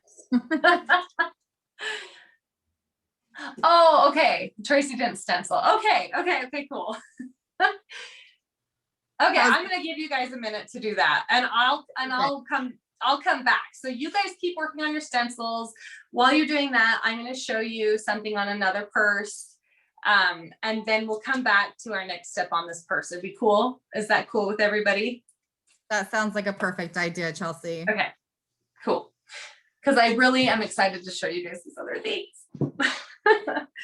Okay, so this is the purse I worked on earlier that I added bone to the bottom of, and I told you I was going to talk about this part right here. Okay, so let's talk about it. All right, so this is something new. I did not teach this in the last class, but I'm gonna teach it right now, and I kind of am excited to show you guys because it's gonna be awesome and it turned out cool. Okay, so this is 3D fiber paste from ReDesign with Prima. It is a thick paste that you can use to create raised stencils with. And I have used it on walls, I've used it on furniture, and on a leather purse. It is very durable. It is the adhesion, it's like really, really good adhesion. It's gonna hold on to whatever you're painting, which I really love. And so I decided to put it on a purse and show you guys how to use it on a purse because it's different and I like kind of thinking outside of the box. So our 3D fiber paste, I just have a palette knife. You can even use like a little piece of wood, anything flat, a credit card, don't use one that you use often, but you can use anything that's flat like that to apply it with. I have another stick and style stencil from ReDesign with Prima. They have two different types of stick and style stencils. So they have the tall green ones that you guys all received, and they also have shorter white stencils. They are smaller than the other, but they are a lot thicker. So they have a lot more material in them. I think these ones are like 18 feet or something. Wow. Yeah, they're pretty, they go like a long way. So these are really fun to use. This is one of my most favorites. It's called Tea Rose Garden. And it has a really pretty rose kind of pattern on it that I love. And so I wanted to show you guys that today. So I have taken that and the 3D fiber paste, and I put it on top of our purse, okay? It's a little bit pokey. I'm gonna show you how to fix that, but first I'm gonna show you how to apply it. So I'm just gonna take one of these purses I've already painted with our cheetah over top, and I'm going to just go right down the middle of it. Okay, and we're just gonna put it on there the same way we put it on our other stick and style stencils. Trim off our excess. And apply it on there.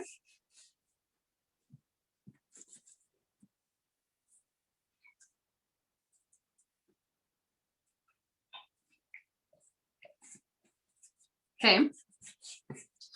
And then we're going to take our 3D fiber paste and apply it. Now this is really, really thick.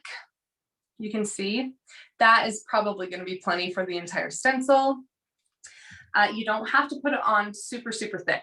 You just want to place it on there. And also you want to make sure your stencil's even, because what am I doing?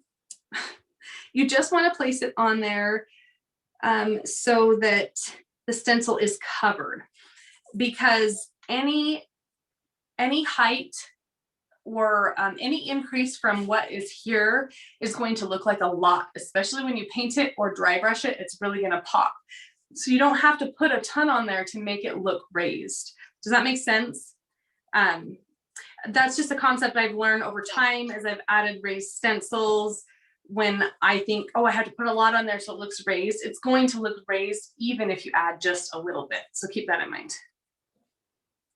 Okay. So we will just kind of set that on there. And now that it's even, I'm just going to place it right over the top. I also think this is kind of fun to show you because it's a layered look, like raised stencils over the top of stencils, which I think is kind of fun to show you what you can create. I don't know, just give you, like, open up ideas, you know, and then you guys can try different things. Okay, and I am just very carefully putting it on there. I'm not applying too much pressure. I don't want to pull at the design. It is a little bit of a delicate design, and I'm working on a moving surface. So I'm just trying to be a little bit careful about that. You're really good at doing that backwards, Chelsea. Oh, you know, that's because all of my lives I do backwards. And so I feel like I almost do better backwards. That's understandable.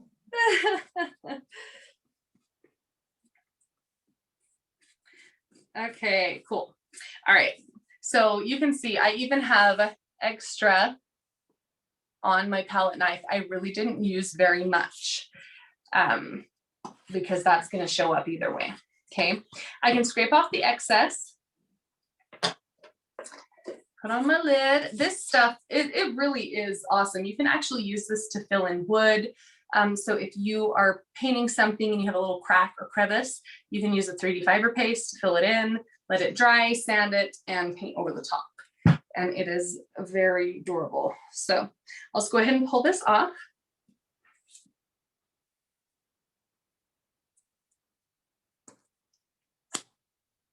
That is gorgeous. Isn't that pretty? I love it. I love that it adds just another layer to the piece, but it is a little bit fun and funky.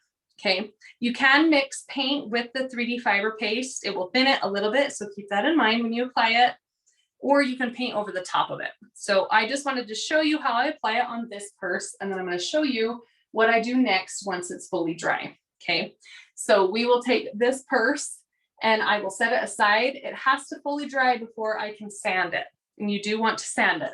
I don't know if you guys can see. Let's see if I can get it so you guys can see. But there are, I don't think you guys are gonna be able to see it. There's little raised edges on the purse from 3D fiber paste. Maybe you can see it on this one. This one's totally dry. And there are little raised edges on it, and they're rough, okay? So it's a rough feel, and nobody wants a purse that feels like rough or hard, right? But you do need to let it completely dry before you sand it. So once it's totally dry, you are going to take a fine grit sandpaper. It can be one of the Surf Prep rad pads. It can be 220 or 320 fine grit. And you are going to just sand it. And then this is going to get all of like the little pokey edges off, any rough areas, and it's going to kind of smooth out the design a little bit. So I'm going to go ahead and do that. So just to let you know, Chelsea, that even your sanding goes in the background of Zoom and we can't really hear it. You hear it for like a few seconds and then all of a sudden it blanks out because it's considered a background noise. My only question is, like, why do I not have this feature in my car when I'm driving around with my kids? That would be amazing.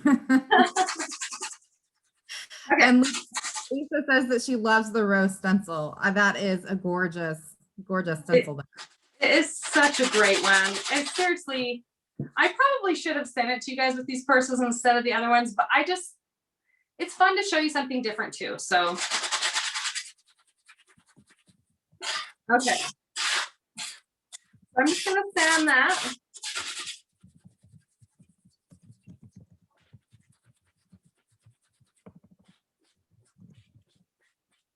Yeah, it's starting to feel better.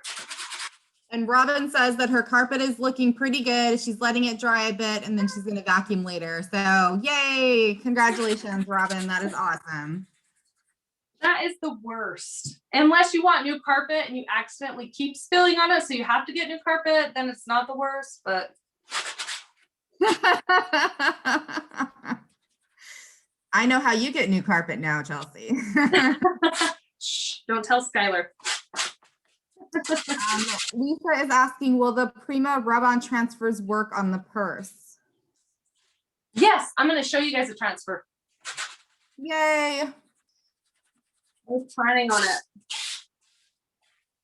Like I said, I wish I could send you all the products so you guys could do of every purse, but at least you guys can try something, kind of dip your hands in. I can show you some ideas and techniques, and then you guys can roll with it after this.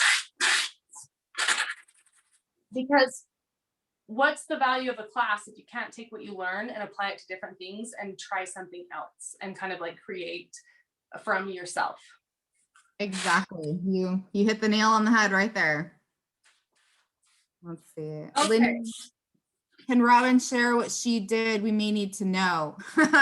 That's very true, Lenine. I think she just used the Dawn and she tried to wipe it up. Let's see. She's going to comment on it. Let's take a look at that first, Chelsea. Oh, goodness. We need a DIY on how to clean paint out of carpet. Right. Okay, so here it is sanded. It feels really nice and smooth to the touch. So there's no like sharp edges. There's nothing that's catching or grabbing on my hand. It feels really nice. And it is like stuck on there. Like it is not gonna come off. This stuff is really, really cool. And how fun to add it to leather, right? So then you have a raised texture, but it still feels soft. It feels almost like if you have a pressed leather, so a design that's been pressed into the leather, it feels like that, which is really cool. Oh, nice. If you have any sharp edges, just sand them on down. These will last you a long time. They'll last you until they don't anymore, so, which is quite a while. Okay, so now I have that on there. The next step, and while we're still waiting for our purse to dry, are you guys okay if I show you the next step on this and then we'll come back to our other purses, or we can go right back to our other purses? So I'm gonna just stress this and then you guys comment and let me know. If you're ready to go back, we'll go right back and we'll come back to this one later. Okay, Robin says, thankfully landlord did not put in new carpeting when I moved in. She had it cleaned and said she'll wait until I moved. Cleaning steps are next. Well, that is very good news, Robin. We are glad to hear that part. Definitely. So once again, you're just lightly sanding over the entire purse again, right, Chelsea? I'm just prepping it for the transfer that I'm going Okay. to apply. So I've applied my paint and then I just lightly sand it. I really like the distress look And so I let that undertone come through because I like it. If you don't like it, still sand it. And then you can add another light coat of paint and sand it before you add your transfer. Now, do you have to put paint on it in order to use the transfer? No, you can do it without paint. You can apply it right to the leather. I would just scuff up the leather a little bit first.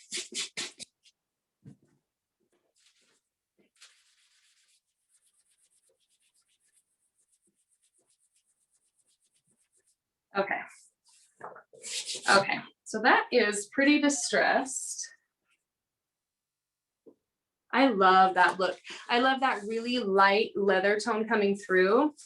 But if you don't love it, then just put another coat on and cover that up. It's really totally up to you and what you want to create.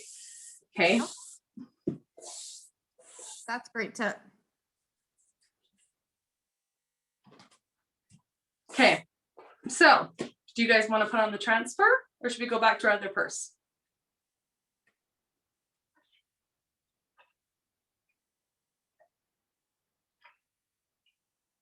Everyone's so quiet. Transfer, please. There we go. Okay, Tammy, you're the first to answer, so we're gonna go with it. Let's add the transfer and then we'll go back. Because some of you might still be kind of deciding what colors you want to do or what patterns and things like that. So I want to give you the time to do that because I want to see your purses when we're done. Okay, so here is what we have here: 3D fiber paste, Tea Rose Garden. This is Wise Owl Chalk Synthesis paint in bone. And we have distressed it, okay?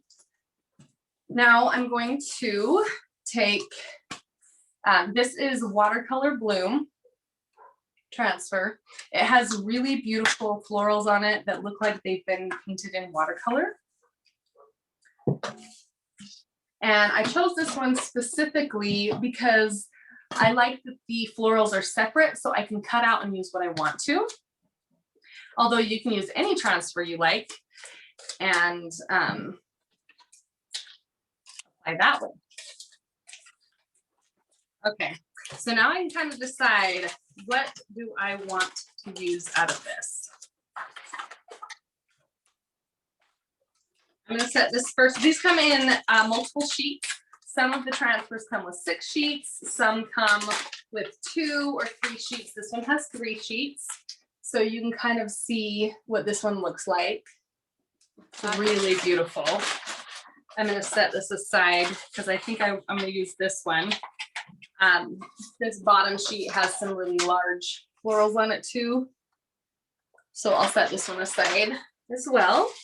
And I'm going to use this middle section. It just has some really beautiful pastel florals on it.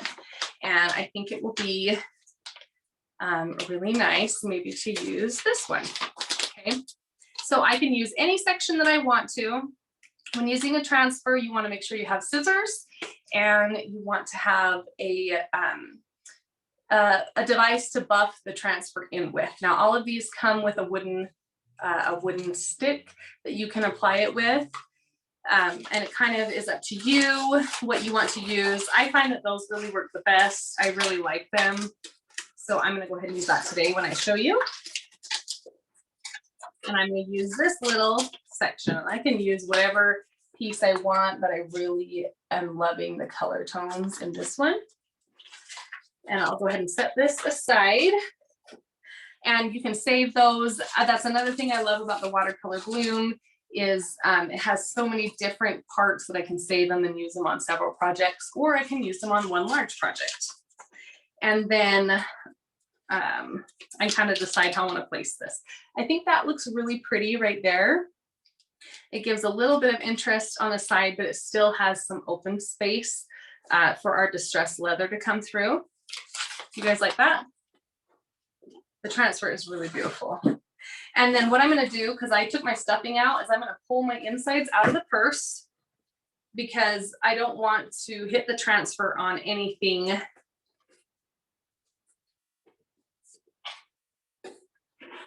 And I'm going to kind of straighten that out. So I'm going to fold up the bottom there and keep this part as flat as I can. This is going to help me have a better adhesion with the transfer and a more flat surface to work on. Okay, so kind of pull your purse apart from itself, or you can put in a piece of cardboard or a book or something to make it hard.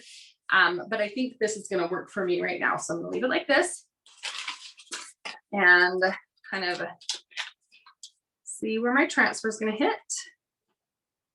Looks good. Now transfer typically apply pretty well to leather. So I'm going to peel off the back. And I don't want to touch this once I have the backing off, because I don't want oils and things like that for my hands to get on it. And then that makes it so it won't adhere as well. So I want to try and avoid that. And then I'm going to start from this middle section and just kind of gently push out. It's not a very big transfer, so I feel like it's something that I can handle without having to do the transfer in sections. Okay, so it's pretty well on there. I'm going to take my device, my stick. I'm going to grab a drink first. And then I'm going to use this end and kind of just start applying the transfer. So as long as your paint or surface has been lightly distressed, it's kind of open and ready to accept a transfer, it's going to adhere well. If I've used the salve, furniture salve or something like that, my transfer isn't going to stick to that. The waxes are meant to protect and repel, and so they're going to do that to the transfer as well. So make sure you do it right to a nice distressed surface, whether you leave it the leather or you have a painted area. And I'm just going to go right up onto right over top of the next leather section and right over top of the 3D fiber paste that I applied.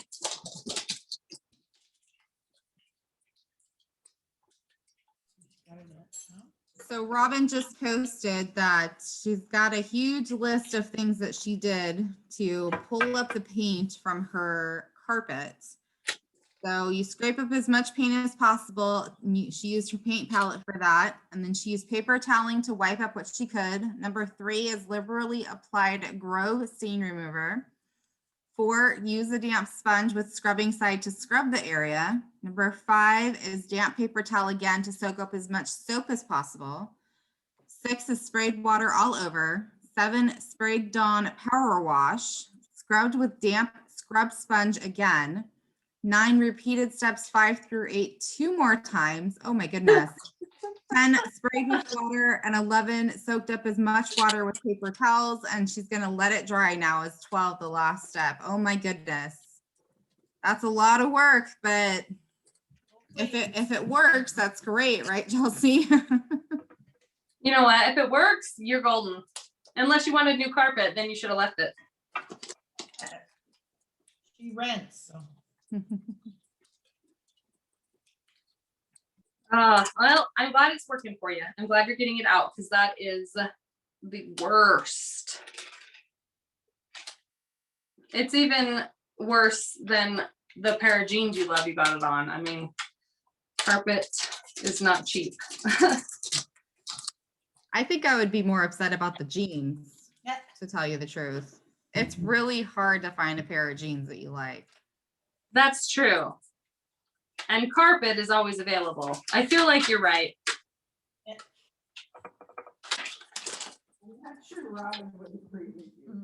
Okay, so I have this on here. Now you can tell the places where the transfer is adhering really well and where it's not totally stuck to the piece, because it's going to lighten in color.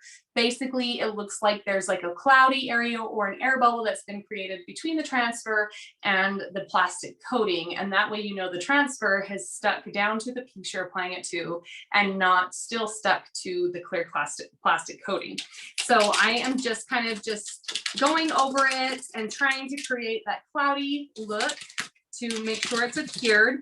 And then I'm slowly peeling back my plastic, and if I see any areas that aren't totally adhered to my leather, I'm going to put it back down and I'm going to burnish it. This is called burnishing. Burnish it more so that it really adheres well to that.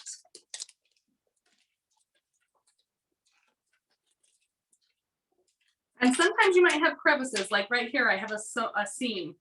Okay, so I'm going to take the corner of my piece and really hit that seam well so that it adheres over that seam.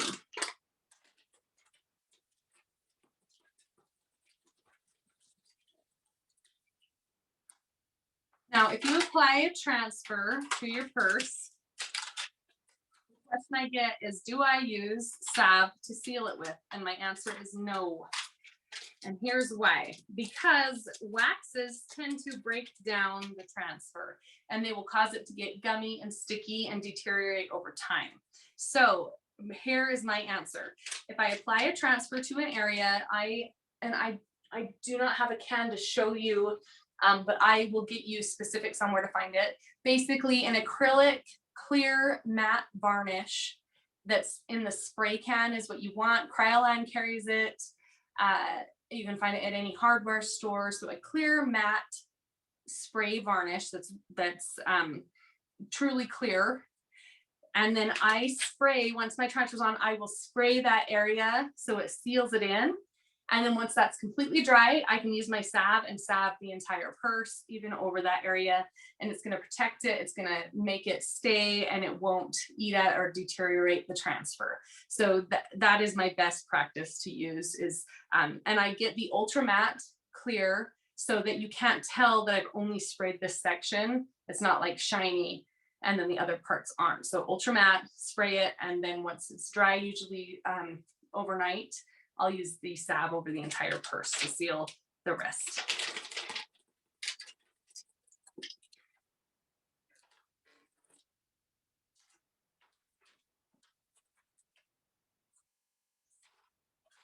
Okay, cool. Got her on there. Okay, so now that that is off, I'm going to take my finger and I'm just going to kind of go back over it. This has a seam right here. And I'm going to take my finger and press it into the seam and make sure I kind of push that transfer into the seam. That way it will make the transfer look more like it was painted onto the piece and not like a sticker. It will make it look very authentic and natural. Okay, so I'm just going to kind of press that on there. And I even do it with the little stitches in my seam. I'll take my thumbnail and I kind of just press it into the stitches of the seam and the top until that is completely on there. Okay, and then we have our 3D fiber paste raised stencil. If I wanted to paint this whole top section, I could paint right over the top of that. I think that would be really beautiful. If I want to leave it white, I can leave it white. And then after I've sprayed and sealed this, I can add salve over the entire purse. All of the leather parts are going to pop and then it will seal the rest in. So I can keep going and do something different, or I can kind of leave it more simple. It kind of depends on what you like. So it's kind of fun. She loved this. So many ideas between stenciling and transfers. Thanks for sharing this technique.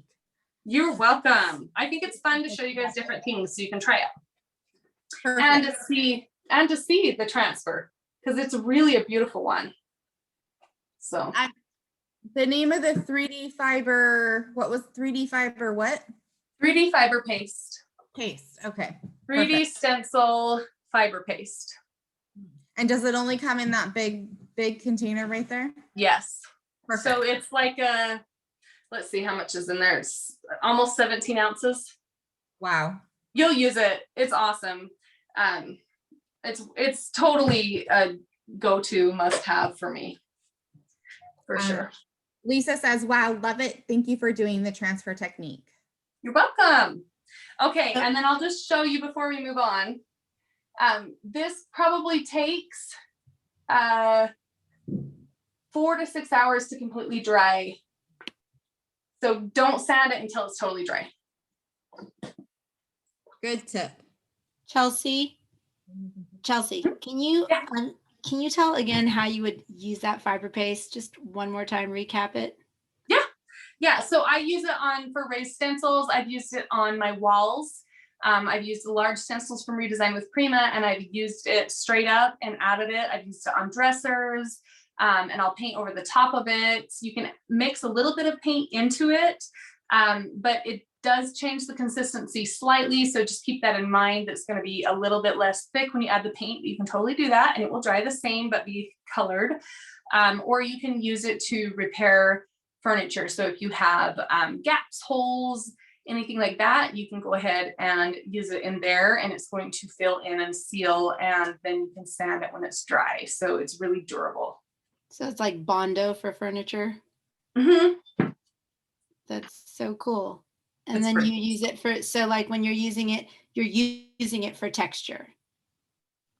Yes, typically I use it for texture, yes. So it's going to make my stencil 3-dimensional. So if I want to paint furniture with it and kind of have like a 3D look, I could actually take that 3D fiber paste, and I could take a spatula or my fingers or really anything, and then I can create texture with that as well, which is kind of cool.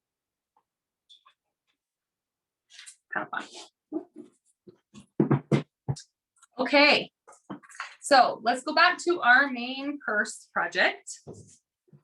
Now, I'm sure you guys are probably dry enough or have it done. You can at least watch the next step. So here we are right now. We are going to use our third color sent from Wiesel Paint. This is a very special favorite color to me. This is called Iron Oxide. It is a color that I created myself because we needed a really rich rusty color and we didn't have it. So I created it and later released it to Wiesel to sell across the board. And I use it all the time, and it's so fun to see what people use iron oxide for. So it is a rich rusty red tone, rusty brown red, and you can see how it creates this kind of rust look on the edge of our purse. So that's what we're going to do right now, is create that shading. So right now we have, it's very just right on there, and there's no dimension to it, right? This one has dimension, you can see. And so that's what we're going to do. So we'll take this and our iron oxide and a brush. If you have a chip brush, that's great. If you guys want to try using your fingers to do this part, you can totally do that. I recommend having a brush, fingers, a small brush, or you can even use something like this to apply. I recommend having just a little bit of water handy if you can, or a paper towel. I think that is, or a towel or paper towel. Okay. And then I'm going to take, let's see, which brush. Okay, so this is a, and all of my brushes are really well used. You can see like the paint's coming off. I've been using my brushes, most of them for over 3 years, 4 years, and I still use them. So that tells you how often these brushes are. This is a P16. The P16, it looks like it's broken, and it's not. It actually has like a curved, it's an angled brush. So these are really great to get into corners or crevices, places you can't reach because they have that angle on them. They're also awesome to use to glaze or accent pieces. So I'm going to use this with the iron oxide, and I'm just going to dip right out of the lid of the can. It dries a little bit darker, so it looks like just like a really warm rust tone. And I'm going to take it, and we're just going to go around our edges. So I have my paper towel, and I do have a mister bottle. So some of you might have a mist bottle. This is just a really fine spray mist bottle. I got it on Amazon. I think there's a 3-pack for like $18. They're really awesome, and they just have a fine mist. So you can use this, or you can just dip your brush in a little water if you want. So I'm just going to very lightly spray my purse. You don't have to do this, but the paint will move little bit easier if you do. So it's totally up to you. And then I've just dipped my brush in a little bit and I am just going to barely take it around the edges. Okay. And I'm only going to do a little edge at a time. It's going to be thicker on the edge and then it's going to fade out. That way it's going to look like it's shaded. I'm going to take my little paper towel and I'm just going to kind of dab it and pull it down.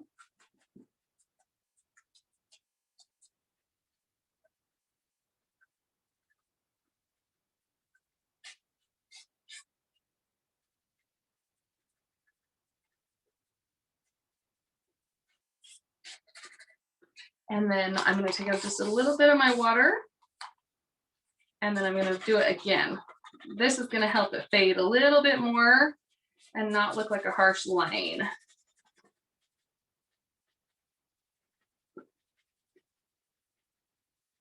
Okay, and then that is what's going to give me my nice little rusty edge. So you can see it's a little bit more intense at the top line and then it kind of slowly fades out. And this is going to lessen up as well. So kind of let it dry and then where you have it thicker, it's going to be a little bit darker. And then where it kind of fades out, it's going to fade out a little bit more. So kind of keep that in mind when you're doing it. And you just want to do it all around your seams, the edges of your purse.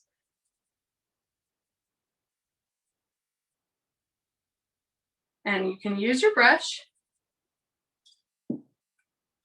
your paper towel, or you can use your finger to do it. So sometimes I'll just kind of go. Your fingers are great, great tools. Sometimes we have more control over them than like a paper towel or something. So I'll go just with my finger and soften it. And then I'll take off the excess with the paper towel, okay? And kind of just soften up that area. So we can do the same on the other seams. I get it a little bit thicker right in the middle of the seam because that's where it should gather. Like if you're thinking about rust or any shading, it should kind of gather in a seam or at the base.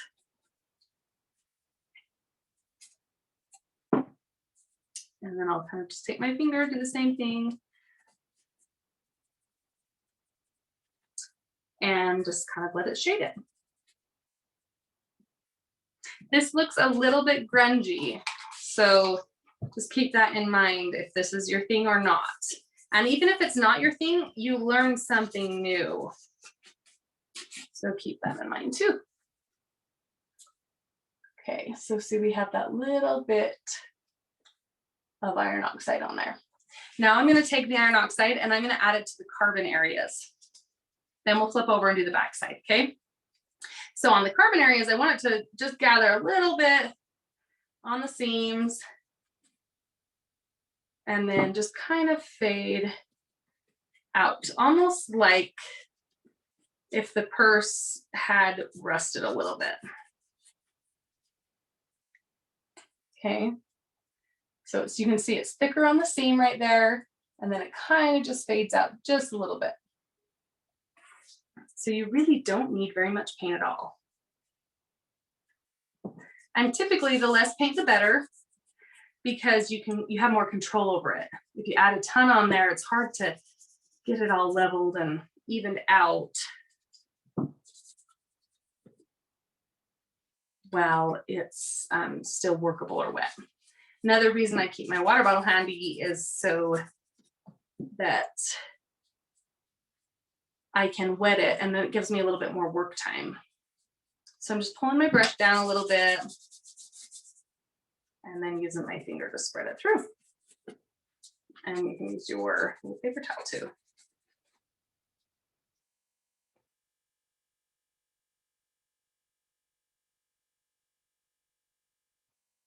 And you can make it as rusty as you want. So if you like more iron oxide on there, add more. If you don't, then don't. I think I just want a little bit brighter along the seam. So I'm just going to kind of dab my brush along the seam. So it's just a little bit thicker along the seam. And right in here. That way it looks a little bit more like rust too. I know if it looks a little dirty to you, make the rust stand out a little bit more by dabbing it like this. And then that will help those underneath areas not to look like they've just been smudged, but it looks more purposeful.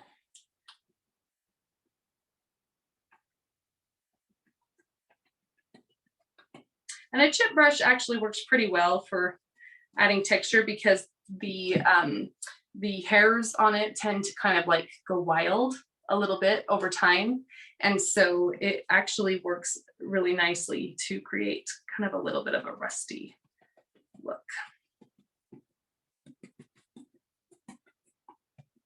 And then I'm going to go down on my carbon again.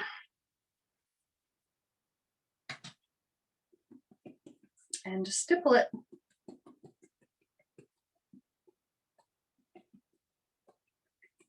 Kind of play with it and make it what you want it. Add more, add less. If you don't like it, just kind of wipe it off. You can always paint over it. You haven't sealed it yet, so keep that in mind. It's worth kind of having fun with and starting out and learning something. Okay, so you can see how that looks really rusty at the base, almost like the rust has kind of dripped, which is kind of cool.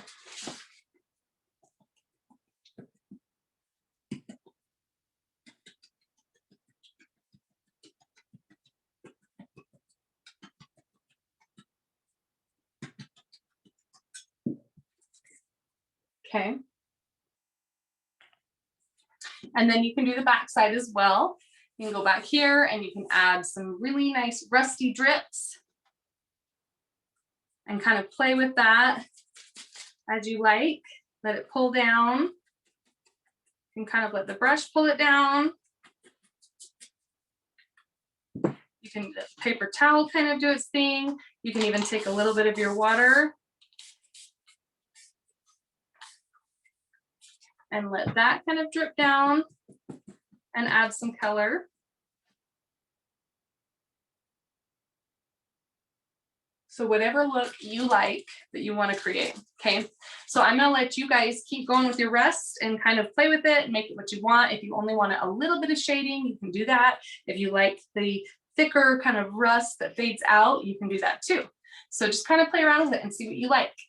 And whenever I do this, I kind of think of things in nature, like rocks or natural rust, metal, things like that. And I kind of pull from that and think, okay, how would like a rusty metal bar look? Well, it might have some drips here, it might have some more of this carbon showing through, maybe it would have more of the rusty showing through. And then that's kind of how I envision something and then start to paint that. So keep something like that in mind. Okay, so you guys keep kind of playing with that and see what you like.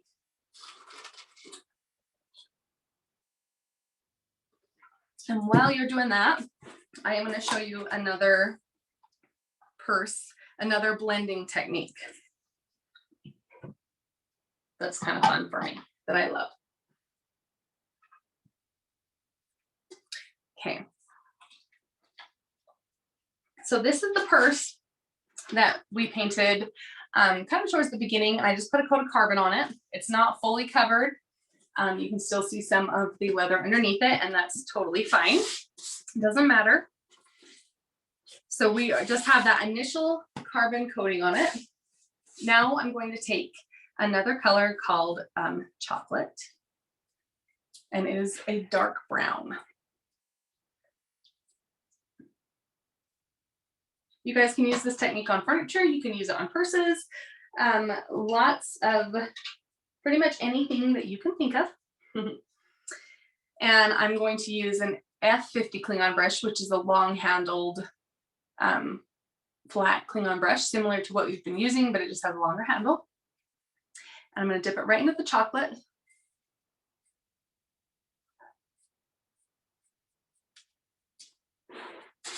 And we are just going to put it right in the center. Okay, I'm just going to kind of pull it across both ways, cross hatching just like I've done before. I'm gonna let some of that carbon show through underneath because I like that rich color. I'm not applying it too thick, so it will dry pretty quickly.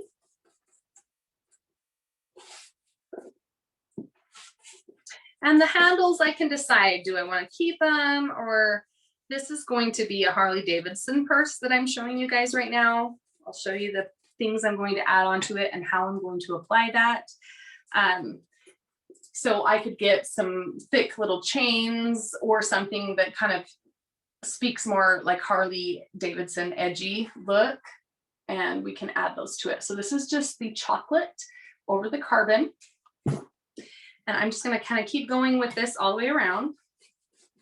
And I'm just going both ways, cross hatching up and vertical and horizontal.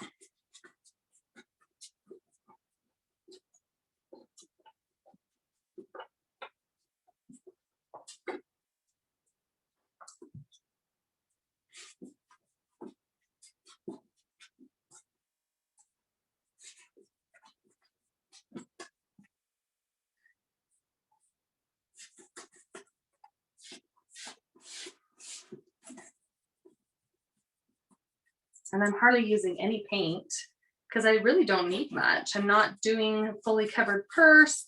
I'm just lightly adding layers to this.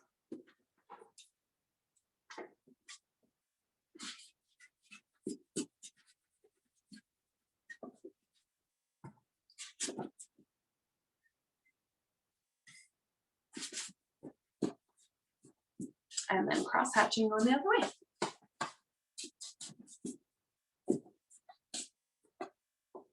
Let's add just a little bit to the bottom. I don't worry too much about the bottom usually. And I typically like to add light or darker colors to the bottom because the bottom of a purse tends to get kind of dirty looking. And so I kind of like to stay away from the lighter colors on the base.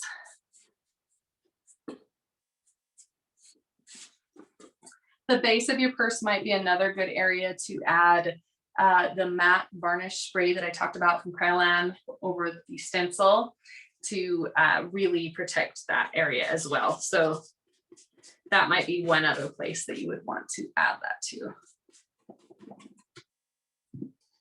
Okay, so we've got our carbon base and our chocolate just kind of painted over the top of it, just to give it a little bit of a layered look.